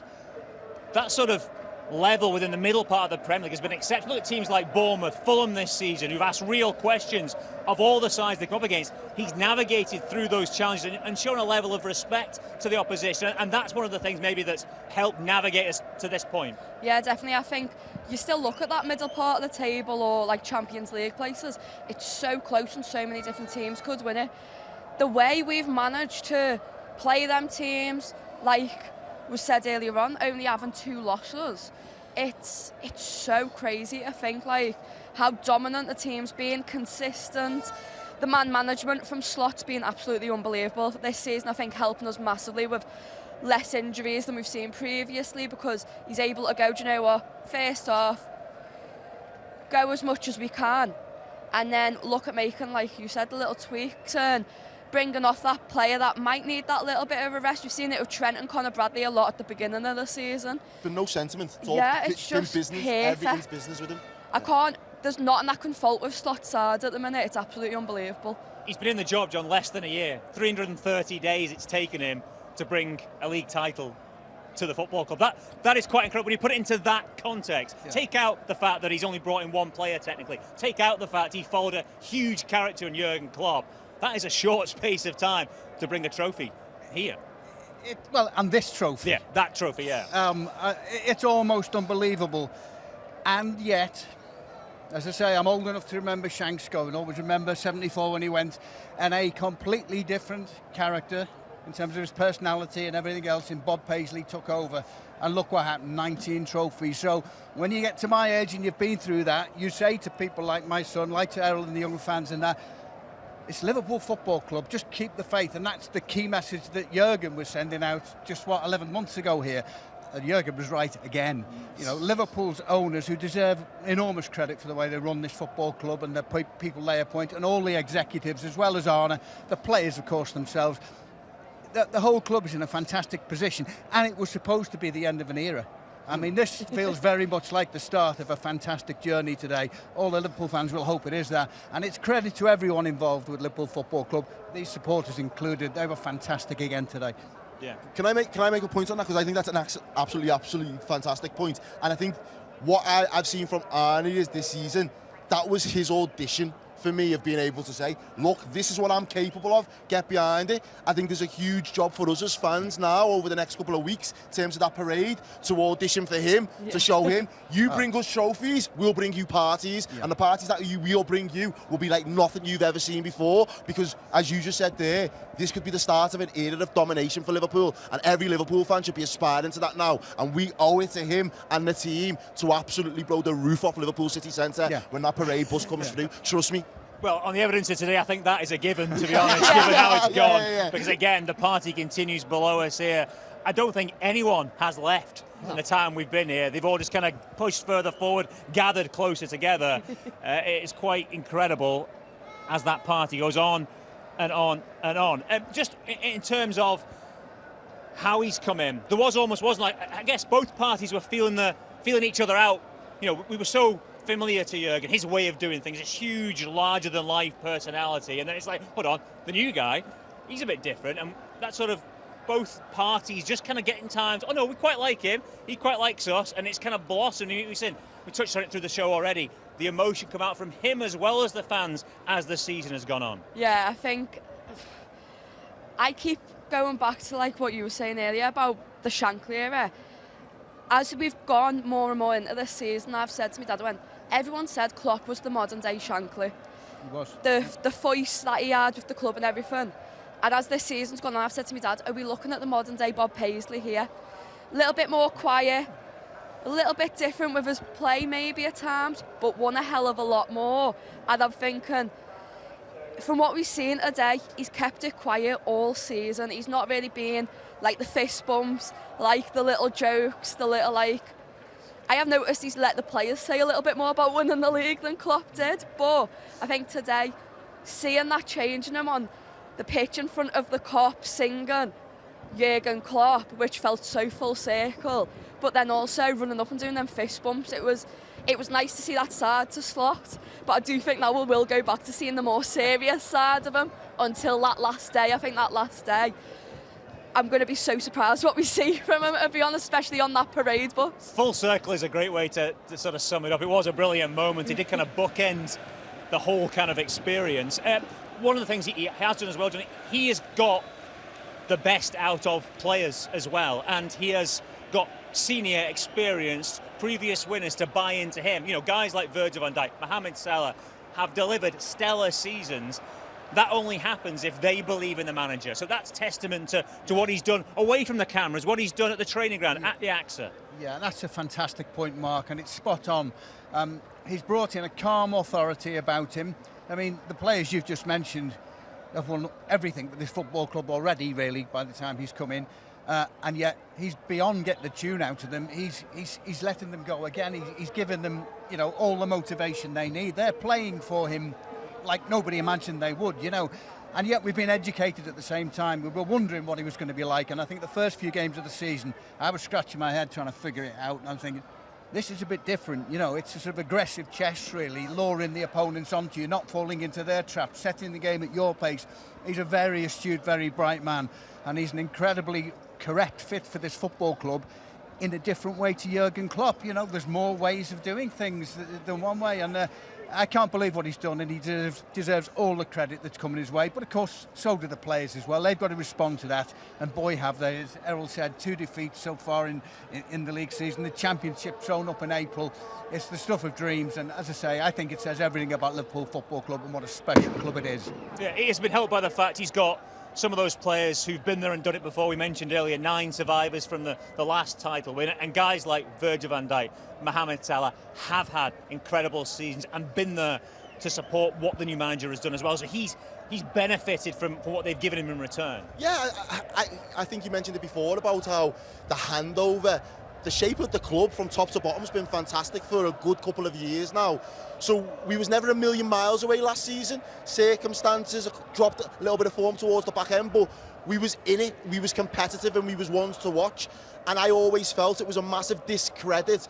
You said to me before, you know, did you expect it? I didn't expect it. But one thing I did expect was the fact that these players play at such a high level and they are so professional, to just discredit them and just disregard the fact that they can go on and do it and they've got their own ambitions outside of Klopp. It just felt really disingenuous to me. A lot of people didn't want to give them the flowers that they rightfully deserve, but as you mentioned there, 9 of them have been there and done it. They've got the lived experience. They know what it takes to actually go on to win. And I just don't think from an outside fan perspective, people are looking at us and thinking, they're not the real deal. Liverpool can't do it again. Well, we just have. And we've done it at a canter. We made it look easy at times because we've been head and shoulders above all the other teams. And the one thing that's kept it all together is Slot made sure that we was consistent. It wasn't about getting big results in the big games against the big 6. It was, let's make sure that we don't drop points against teams that we should be beating on paper. And let's make sure that we dot the I's and cross the T's throughout the course of the season. And he's absolutely smashed it. It's great to see supporters revelling in today's title triumph outside the ground here, but they were also revelling in the stadium as well. It was also great to see the players enjoy that moment. We saw the scenes earlier with them celebrating in front of the God, but individual players getting their moment. Virgil van Dijk, perhaps more than any, as the captain, as the leader, having that relationship, and also off the back of having committed his future to Liverpool Football Club. Just again underlining his importance and his bond with the fans here. Yeah, definitely. I think at times the kids, the players looked like kids on the pitch, the way they were running around, spraying each other with the champagne and that. But Virgil, for me, it was lovely to see. I saw at one point Slot pushing them towards the Kop, going, go on, go and get your flowers, take it all in, you deserve this. And he's such a powerful leader. I feel like I don't really think there's anyone in the Premier League leader-wise that you could compare him to. Absolutely unbelievable. And for him and Mo to get the praise from the Kop, all singing the songs. I think every single player at one point must have had their songs sung at the end of that game. And then also for me, seeing Trent. I think seeing Trent get took in front of the Kop and the Kop singing his song, which obviously we don't know what's going to end up at the end of this season. But that wasn't. It was sung. His song was sung. There was no hesitation. There was no doubters. It was a one. Everyone was. He's our guy. Yeah. For as long as he is our guy. Whatever happens, which I thought was a really nice moment from the fans, but also from him as well. I think it must have been an absolute world for him. You saw him go up and his arms out, taking it all in. And if it is possibly the last moment like this he has with the club, I'm glad he got that moment because he got to soak it all in. And same with like Virgil and that, them after signing Virgil and Mo, them getting to take all that in must be unbelievable for them. Obviously they knew by the time they signed that was what was coming, but I wish I could be in their shoes one day and just soak that in. There's been serious conversations where they've said, can Liverpool's, best players fit into a Premier League all-time 11? They haven't won enough Premier Leagues to get into these conversations. Well, they've got 2 to the name now. They've got 2 on the belt. I'm pretty sure Thierry Henry's only got 2 Premier League titles to his name as well, and he's everybody's Premier League GOAT. So I'm letting you know Mohamed Salah's there to take the throne because he's the Egyptian king, man. He really is. Yeah. So that's the thing, though. The interesting thing will be that the PFA nominations will come out in the coming weeks. How many of this Liverpool group get in the running for that and for Team of the Year? You would have thought the likes of Mohamed Salah, the likes of Virgil van Dijk, perhaps Ryan Gravenberch as well, have got to be, Alexis McAllister, have all got to be in the mix for the individual gongs to go with what they've won with the team today. Yeah, absolutely. There'll be a whole crop of them in there, you would imagine, if there's any justice about it all. Speaking about Mo, I can remember, 10, 15 years ago, writing a column in the Echo saying Liverpool's Hall of Fame is a crowded place. But if there was a star chamber for the elite of the elite, there'd probably be 3 names in it: Billy Liddell, Kenny Dalglish and Steven Gerrard. Well, if I was writing that column now, I'd add Mohamed Salah's name to that list and say there's 4 in the star chamber. You could even make a case for Virgil. I think he's the greatest centre-back this club's had, and boy, that's saying something as well. Maybe a bit of hyperbole today, and I hope Alan Hansen and Mark Lawrenson and Gary Gillespie and Sammy Hooper aren't listening, but he is a giant of a footballer, a world great, and he's Liverpool's captain. Well, we're just on that to wrap things up before we move on to the next group and keep it going along. Just if you had to pick one player who is the player of the season for the club and for the league as a byproduct of that, who would you pick from their influence overall on this title win? I can't look past Salah. I love Virg, and again, Salah just pips it for me. I know Virg has captained the team, but if I had to, the numbers alone, he dragged himself. I remember putting a tweet out in about November. There's no player that wants to win the league more than Mohamed Salah, and I could see it back then, and he's went and delivered the goods. So for me, yeah, Salah's my player of the season. Salah? Virgil. It's got to be. I think he's been such a strong leadership role in the club for so long now, even when he's not had the captain's armband. And for him, I can't wait until that Palace game where at the end of the game he gets to be the one lifting that Premier League trophy for the club. I just got goosebumps. I know, yeah. And I think it's just Virgil, I just think he's waited so long for this. He's sat back quietly, he's not tried to push his way into being the captain. It just sort of fell naturally ever since the moment he joined. I remember watching his first game and we were all sort of like, there is a big leadership role from him, you can see it coming. And I think we're just privileged that he stays with us and he ends up being the leader that leads us to another Premier League win. But John, you can either have the deciding vote or you can bring a third party in and really blow it out the park. Yeah, neither of those. Can I duck out of the question, please? Because this is a team of stars, and you can make a case for so many of them. Obviously, Mo and Virgil are probably at the forefront of that conversation. But, Alisson Becker, where'd you begin? There's so many of them. It's a team of stars, and it is a team. And that's the difference. It's a fantastic team. And it's a team recently that's had, with the supporters and everyone else associated with the club, a number of disappointments. The loss in the FA Cup was a shock. The loss to Newcastle at Wembley was a kick in the guts, really. And the loss to PSG on penalties here was a dagger through the heart. So this is a team that's been wounded very recently, and a bunch of supporters that have been down. And I think that's why we're seeing all of this today, because finally this team have got what they deserved, and the celebrations, as wild and authentic and enthusiastic as they are completely understandable. This team deserves this, and these supporters deserve this. We certainly do. Well, that's the pictures we'll turn to now as we close in on those celebrations. Let you guys take a break from our press position. Let's bring in other viewpoints now as well to get more reaction to what we've seen today. Liverpool winning their 20th league title. I say the party does continue behind us here at Paisley Square. People are gathered on the rooftops behind us, and again, they have not moved. And don't look to have any plans to move. Now let's head inside and I'll get some reaction, though, before we bring our next group of guests in. Pete has got some more thoughts from inside here at Anfield. Welcome inside the Carlsberg Lounge with two of Liverpool's finest goal scorers who've put their professional heads on, but I think a few moments ago it was an air of celebration here. How are you feeling? Oh, brilliant, brilliant. No one does it better than us, to see the celebrations and the way we were able to celebrate after the game, and the players with the fans and the fans with the players. It was pretty awesome, and whether it was pre-planned or whatever, it was magic. It was magical.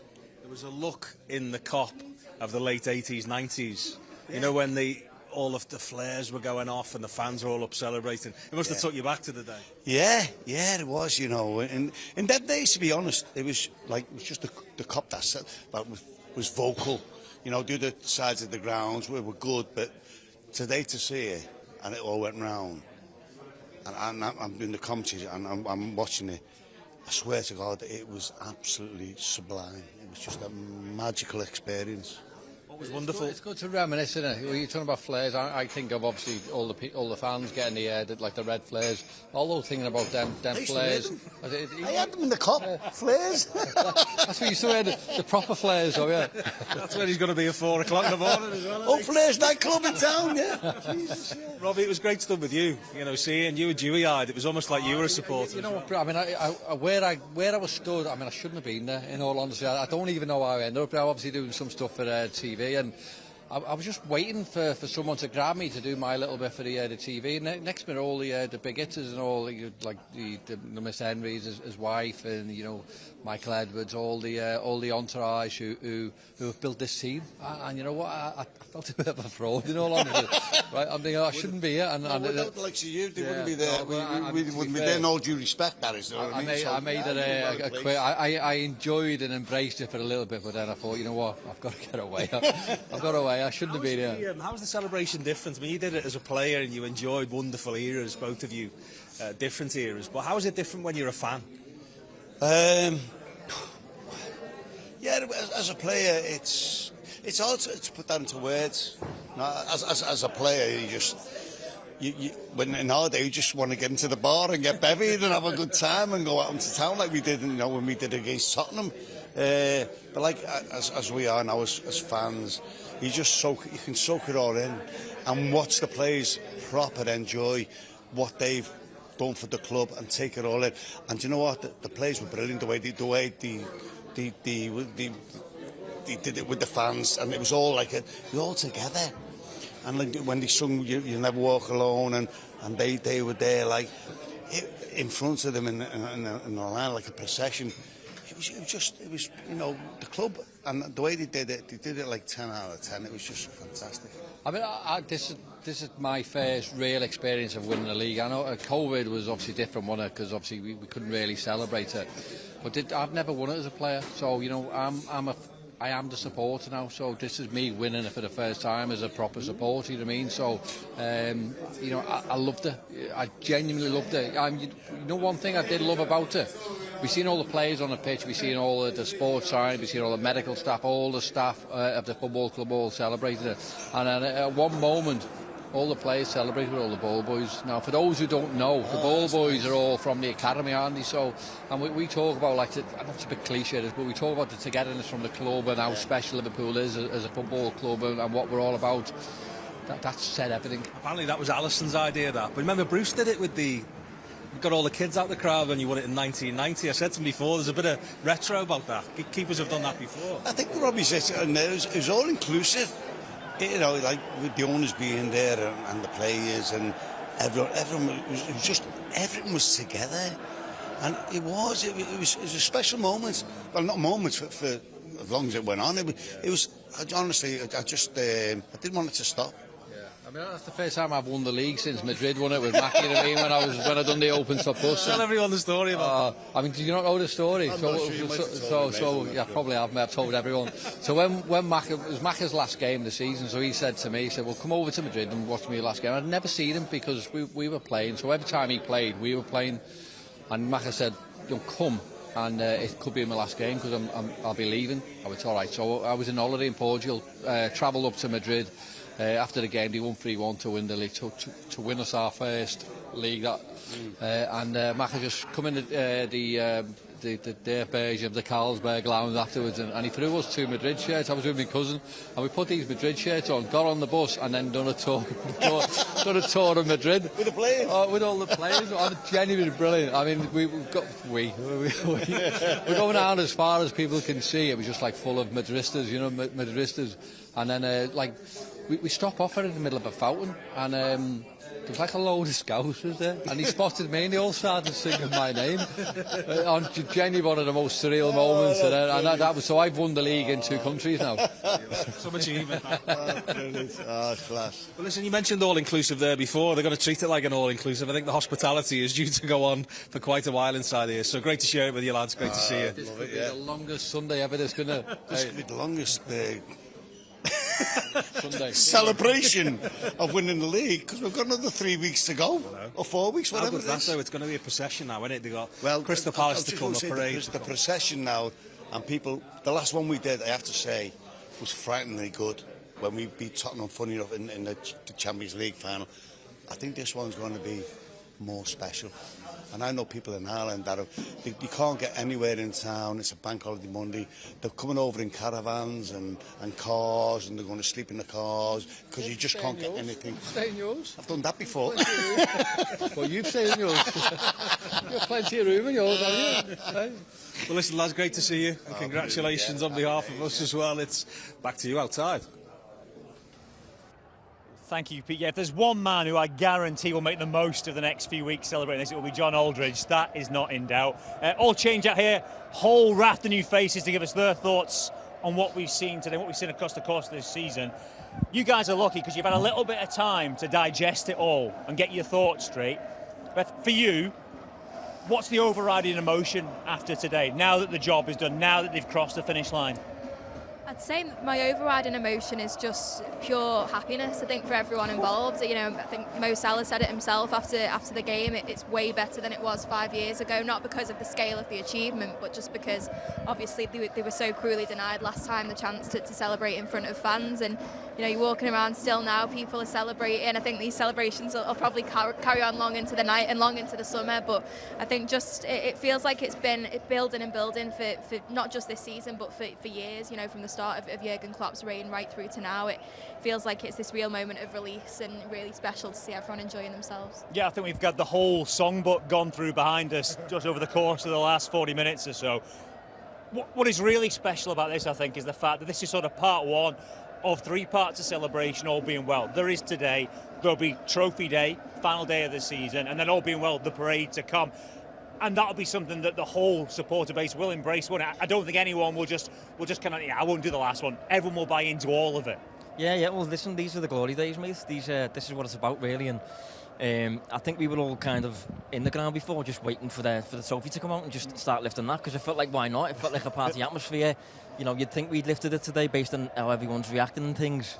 But yeah, this is what it's about, and we've been building, you know, succession planning over the years and staying at the top of the tree, and we fell short a few times because of Manchester City and their strength under Pep Guardiola.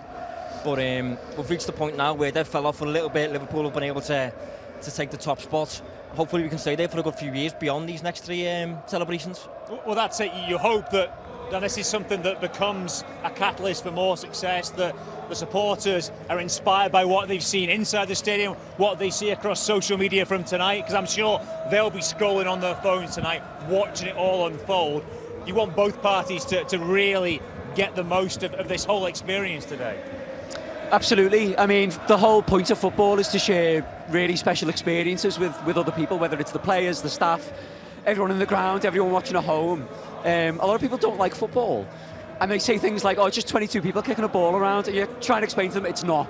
It's what it actually means to people. There are moments like today, for example, that are genuinely life-defining. You partake in something that is really spiritual, that you know, defines your existence, that means an awful lot. And everyone who's seen anything about today, no matter what part they've played in it, whether they've been here, whether they've been somewhere else, we'll just get to revel in that joy. And there are 4 more games now where we get to go and crow and sing about being the champions. I can't wait to go to Brighton on a Monday night and sing about being the champions. And who cares whether they win, lose or draw, because they've earned the right that it doesn't matter anymore.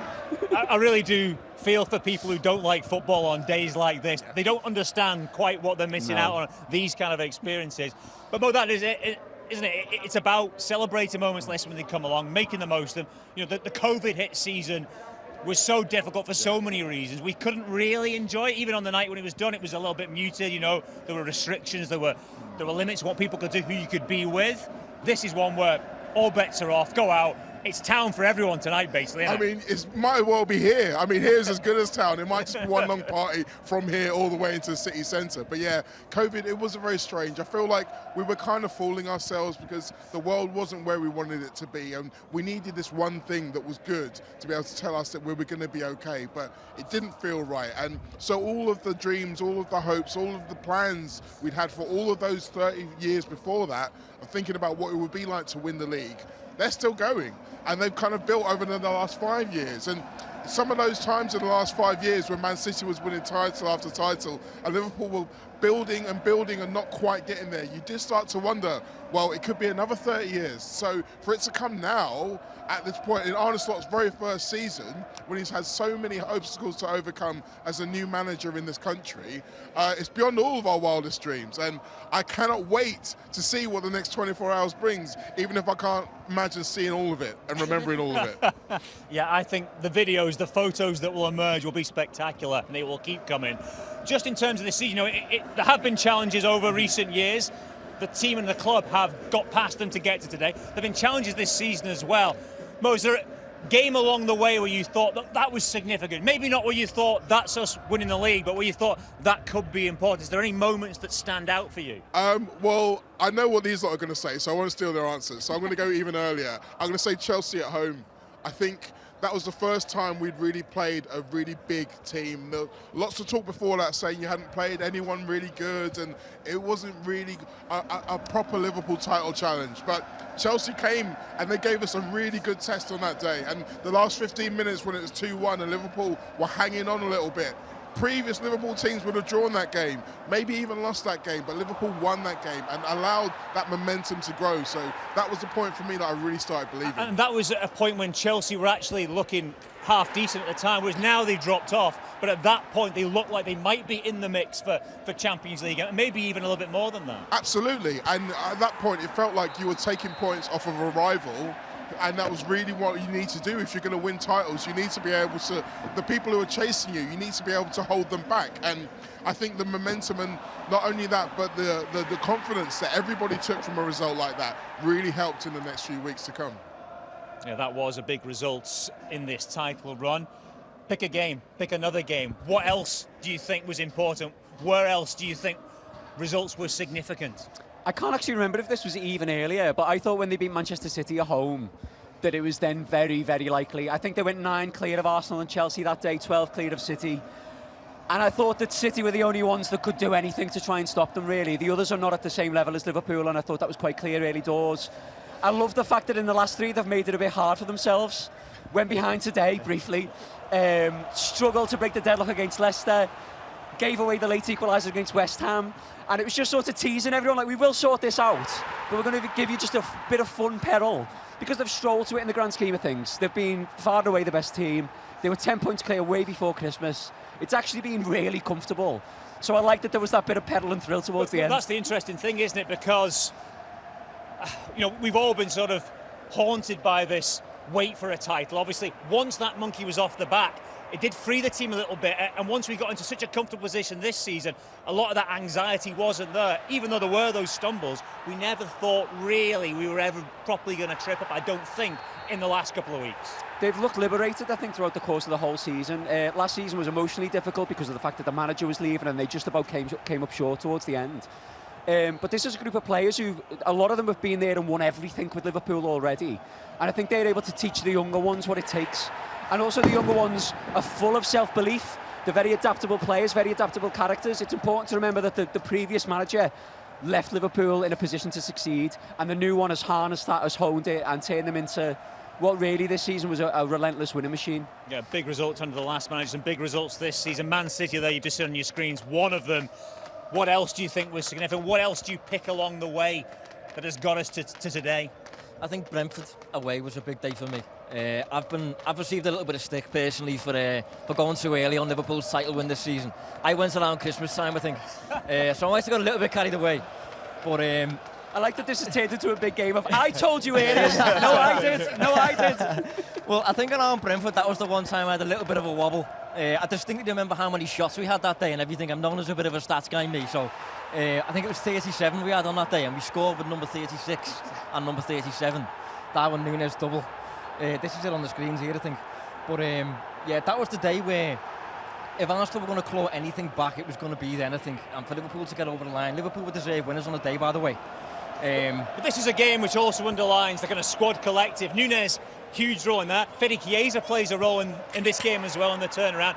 At different points through a season, different players have to step up, and that's been a theme from this group this year. Yeah, well, I think an ongoing theme has been injuries, you know, from different sides, different teams throughout the league, and it's been a problem for Arsenal, for example. I think Liverpool have had their own injuries along the way, the likes of Trent, the likes of Allister and players like that. But Liverpool have just had greater depth. Liverpool have had the squad makeup, the squad depth to cope with those injuries and just kind of go once more. And if around the 60th minute Liverpool need to change the game, they've got the key players to do it. So I couldn't agree more. I think Liverpool have got the deepest squad at the moment. I think Liverpool have got plenty of players that could fetch reasonable fees in the market and things like that this summer. And those have played key parts this season. I agree with you. But you get the most difficult chance to answer this now, because 3 of the games have gone. But from the ones that remain, is there anything else that sort of stands out? You think, you know what, I think that was a big moment. That was a game where it put us a little bit closer to this prize. Yeah, I think I'm also going to go early, actually. I'm going to go with the 2-1 over Brighton. I think it was back in October, November time, and I think, you know, there was a lot made early on in the season that Liverpool had a favourable run of fixtures, perhaps compared to Arsenal.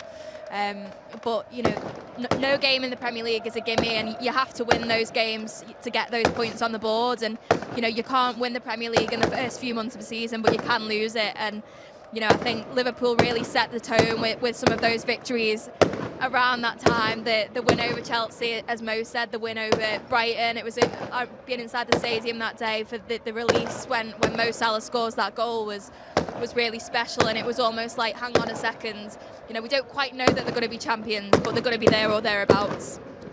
You also as well go through the campaign as we try and hear ourselves over the fireworks.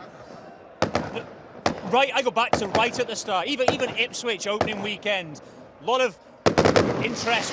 What's Arne Slot's Liverpool going to be like? How are they going to deal with it? Away against a newly promoted side, early kick-off, first half doesn't go plain sailing, and we initially get that indication of what the manager's going to be like. He finds the right changes to make and gets an important result. He can even go back and pick out matches like that as being important as setting us on this road. Yeah, and I think the constant theme this season has been Liverpool's ability to find a way, like you say, whether it's been in really tight games where it's required a little tactical tweak or a change of personnel, or whether it's just been about digging in and grinding out a win. You know, it hasn't always been pretty, but it hasn't needed to be. Liverpool have just been totally relentless, and I think right from the get-go they've always pretty much had the answers, and the rest of the opposition haven't, and that's made the difference for them. It's interesting having this backdrop behind us here at Anfield now as the party goes on and on and on. We just had that flurry of fireworks. I just wonder, you kind of all kind of looking across there and kind of gazing at, it's pretty special, isn't it, to see it unfold like this, and you kind of wonder what it's going to be like after the wait, but when you see it, it's pretty unique and it's pretty heartwarming. There's all the emotions are kind of flying around. Yeah, it is. I mean, Mo touched on it earlier, but obviously last time it was a COVID era, you know, there was a global pandemic ongoing, so people still gathered, you know, that's just the humans in us, that's, you know, you can't really stop that, but to be able to do it now, you know, from the daytime, when you're at home and you've got over the line yourself with your own victory and, you know, on the pitch. I think last time Manchester City dropped points, Liverpool win it late, midweek. So this just feels like much more of a party. This feels, you know, I know everyone that I'm currently presenting with now. You know, we're all friends, we all regularly podcast together and things like that. It's nice to just kind of celebrate together and come together. It's like a little community and things. So it's a really meaningful day. And as Dan said earlier, like this is the kind of stuff that defines people's lives. So It's amazing stuff. Well, that's the thing, isn't it? For all football is great. We enjoy the football. It's about relationships. It's about communities. You know, you guys coming to games, going through things together. There are disappointments. There are heartbreaks. There are long days. There are probably, you know, bus replacement services on midweek trains from games and all those things that you go through as fans. These are the days that make it all worthwhile, and spending time with the people you've been on those journeys with. Yeah, listen, the season is so long. It really is long. You go through different months. You have days where, you know, you're a bit down because you've just suffered the last minute, you conceded last minute or something like that, and you go through different seasons as well where, you know, some days you'll be freezing cold in the stands, some days it'll be boiling. So it's a real journey that you go on throughout it, and to get to a point where we get over the line with 4 games in hand is, I mean, just look at these kind of epitomise. I don't know if anyone can even hear me, to be honest, but the fireworks sound better than I do anyway. Apologies for anyone who keeps kind of wondering why we keep turning over our shoulders, because every 5 seconds a different firework, a different pyro has gone off behind us. It's just non-stop. It's incessant. It is a celebration. It's a party. People, time and time again, going through the songs, letting off the fireworks, making the most of this whole experience. It's pretty incredible. I guess what we want to do is, yes, we want to celebrate it, but we also want this to be not the end of something. We want it to be a continuation of success. We want it to be a dynasty. We want to carry on what we've had, been fortunate to have in the last, 7, 8, 9 years. We're incredibly spoiled as Liverpool supporters, and always have been, really. Even when things are a bit rougher, there are probably 3 or 4 games a season that still leave you overjoyed. And I don't think there are many other places like that quite get it in the same way. This doesn't feel like a culmination of something in the same way that I think back to when I was in Kiev at the European Cup final, for example. Liverpool lost that. But it felt like this is the start of something else. And given the way that Klopp left Liverpool, given the fact that the manager has taken them over and just tweaked them in these different ways that have made them really ruthlessly efficient, it does feel like the start of, all right, Liverpool are going to be really successful for a longer period of time now. And I think from a supporter's point of view, that just makes you look forward to the adventure more and more. It's what places are we going to go next season? What experiences are we going to have? I mean, I've hugged hundreds of people today. A lot of them I've never met before and will never meet again. But again, that's what being a Liverpool supporter is we can be saccharine about it and people can call it Scouse exceptionalism and stuff if they want, but I think we do this better than anyone. And I'm quite happy to say that. I think we do a party better than anyone. I think we celebrate things in such a strong way. The club and the team are a reflection of our local identity in a really strong way. Having things like this that genuinely matter to the city, to everyone here, is really, really powerful. And I think everyone involved on the pitch, in the crowd, wherever, is desperate for more and more of that. And they're set up to make it happen. Well, that is, Mo, is too much. I say, you never have enough on a day like this. These are the days where you have to kind of embrace it and celebrate it, and you are allowed to be a little bit cocksure and be a bit proud of the team you support and where you come from and what you're a part of.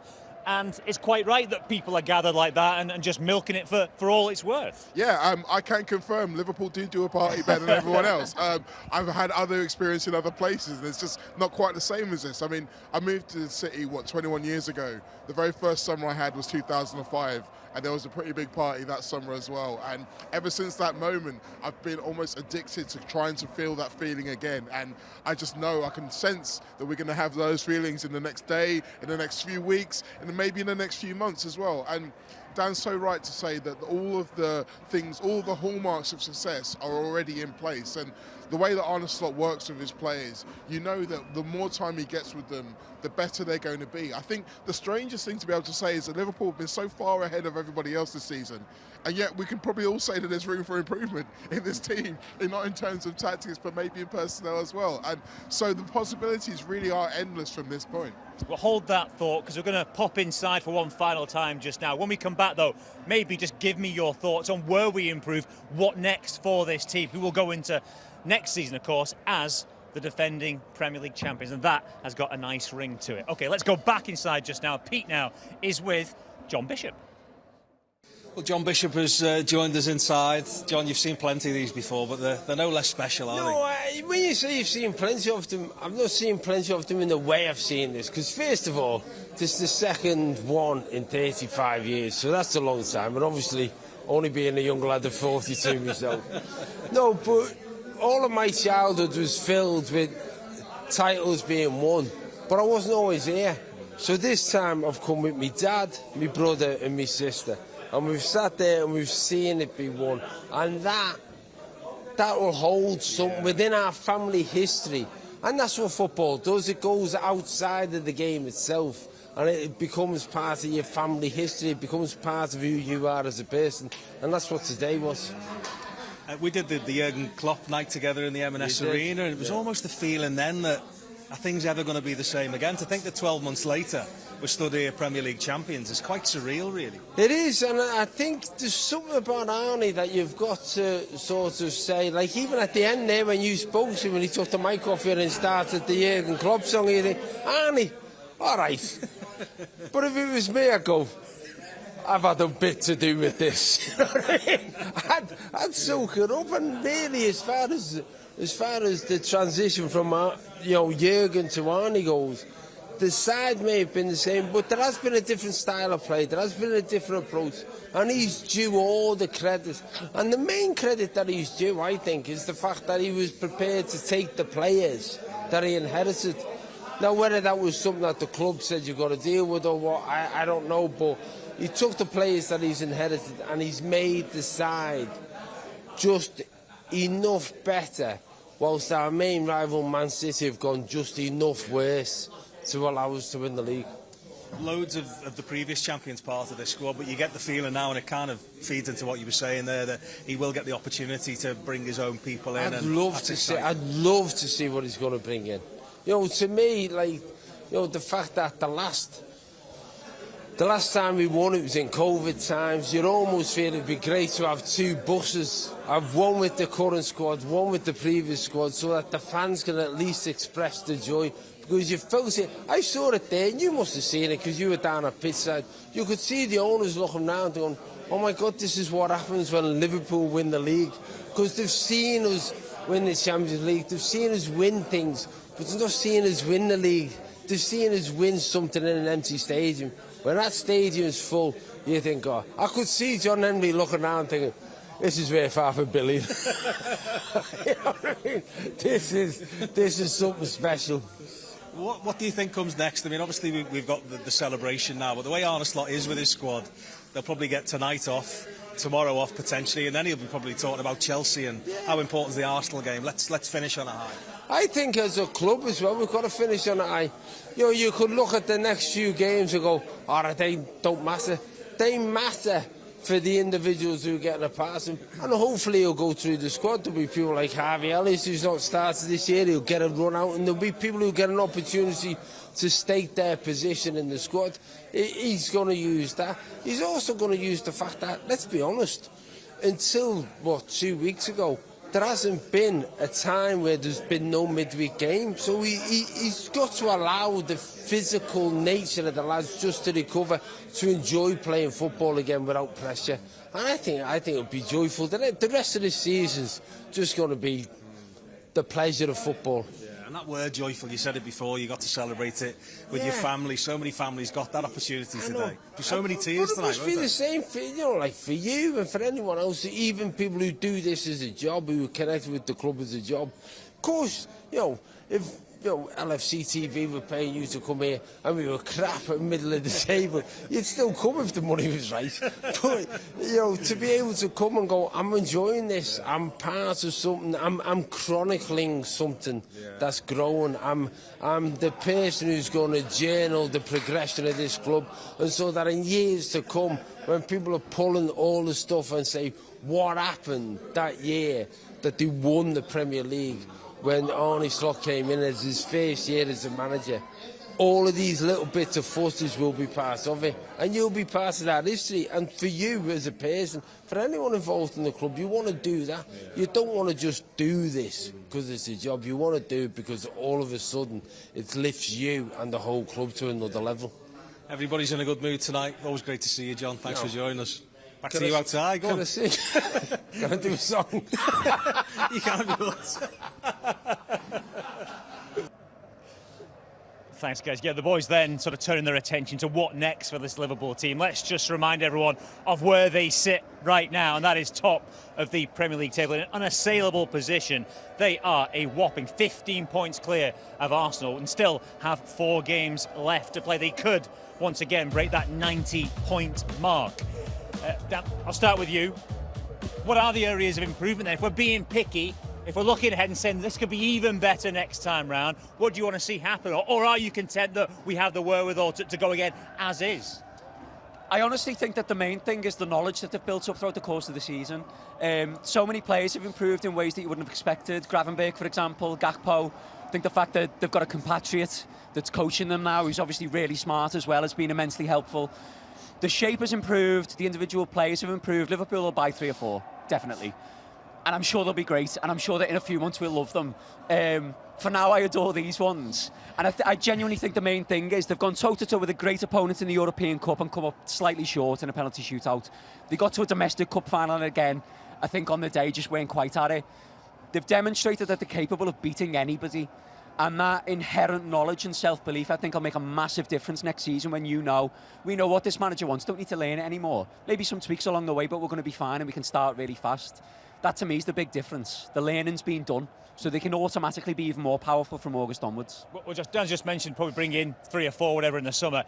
Do you get a sense, though, that the Premier League as a whole is going to be a very busy transfer marketplace this summer? A lot of big clubs are doing a lot of big business, and whoever gets that right will be in the box seat next season.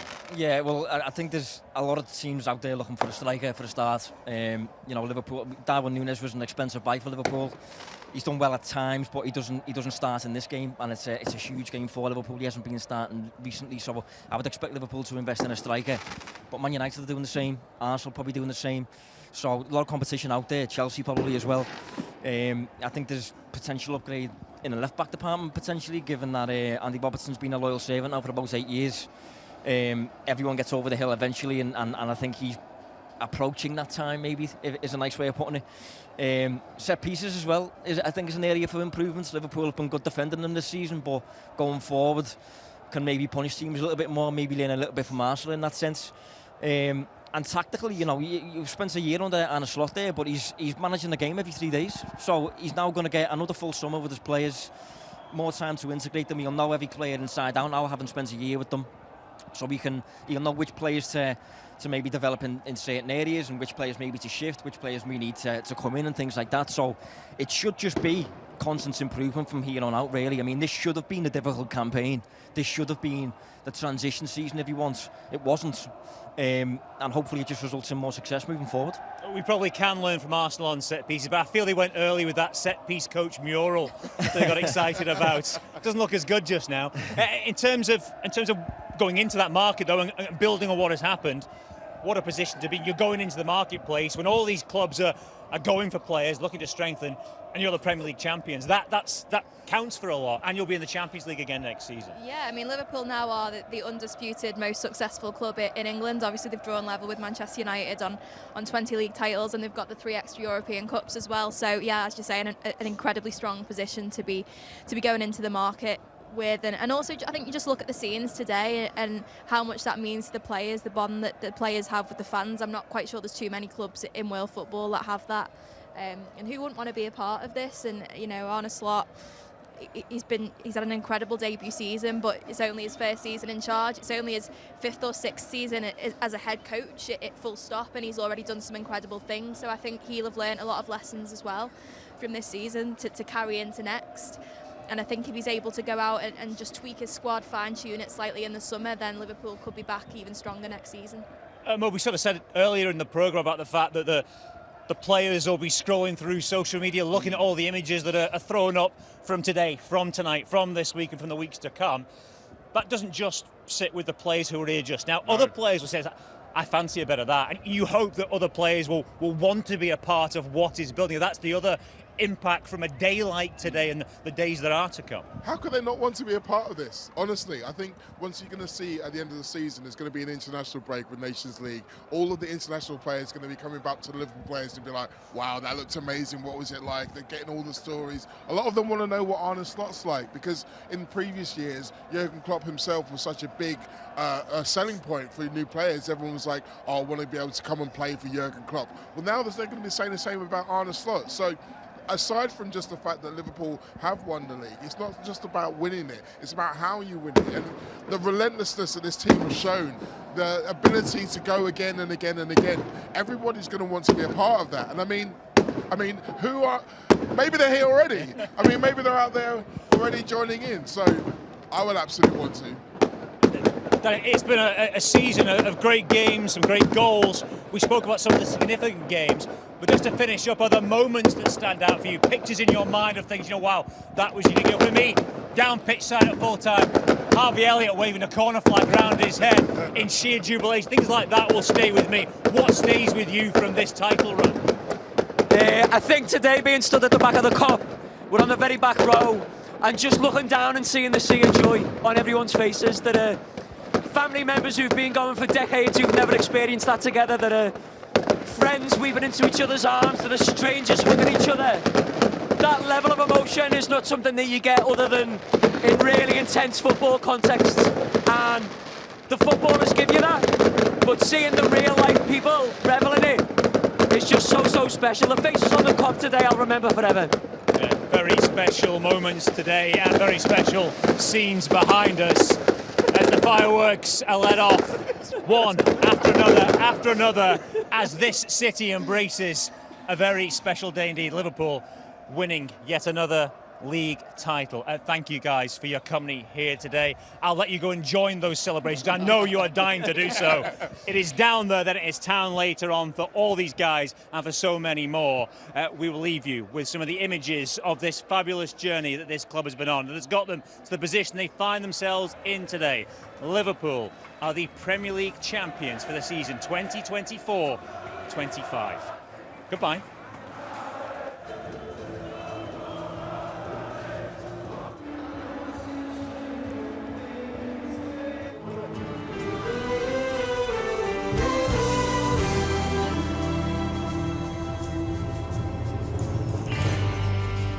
If you work at a club like Liverpool, you always have to aim for winning something, and the biggest trophy is the Premier League. When all the lights go out forever, somewhere near the end of time, the noise will pass and the dust will settle, and you'll be on my mind. The new season is underway. Now you won't find it hard to understand those so hard to explain. Come on, boys, let's go! It's great to be back. And off we go.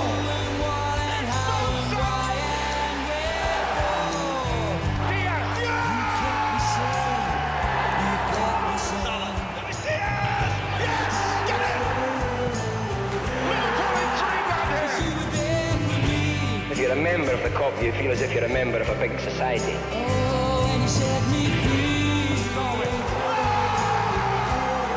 Canate, goal! And it's Diogo Jota. With dignity. Joe! Yes! It's my hometown. It's there! Lay me down. He's gone round the keeper. 8 points clear we go. Salah fires it across. 55,000 people cheering their idols on. Behind one goal, the heaving mass of the Kop will be chanting the magic word, slogan safe against defeat, Liverpool. And I am not alone. Luis Diaz with a bullet header. Then I am not alone. This is ridiculous Then football. now I know. Oh, yes, Cody Gakpo. Not alone. Oh, there's a touch and a half. Liverpool have scored again. And it's 4-2. Liverpool showing such strength and resolve. First time cross. Darwin Diaz. Diaz again.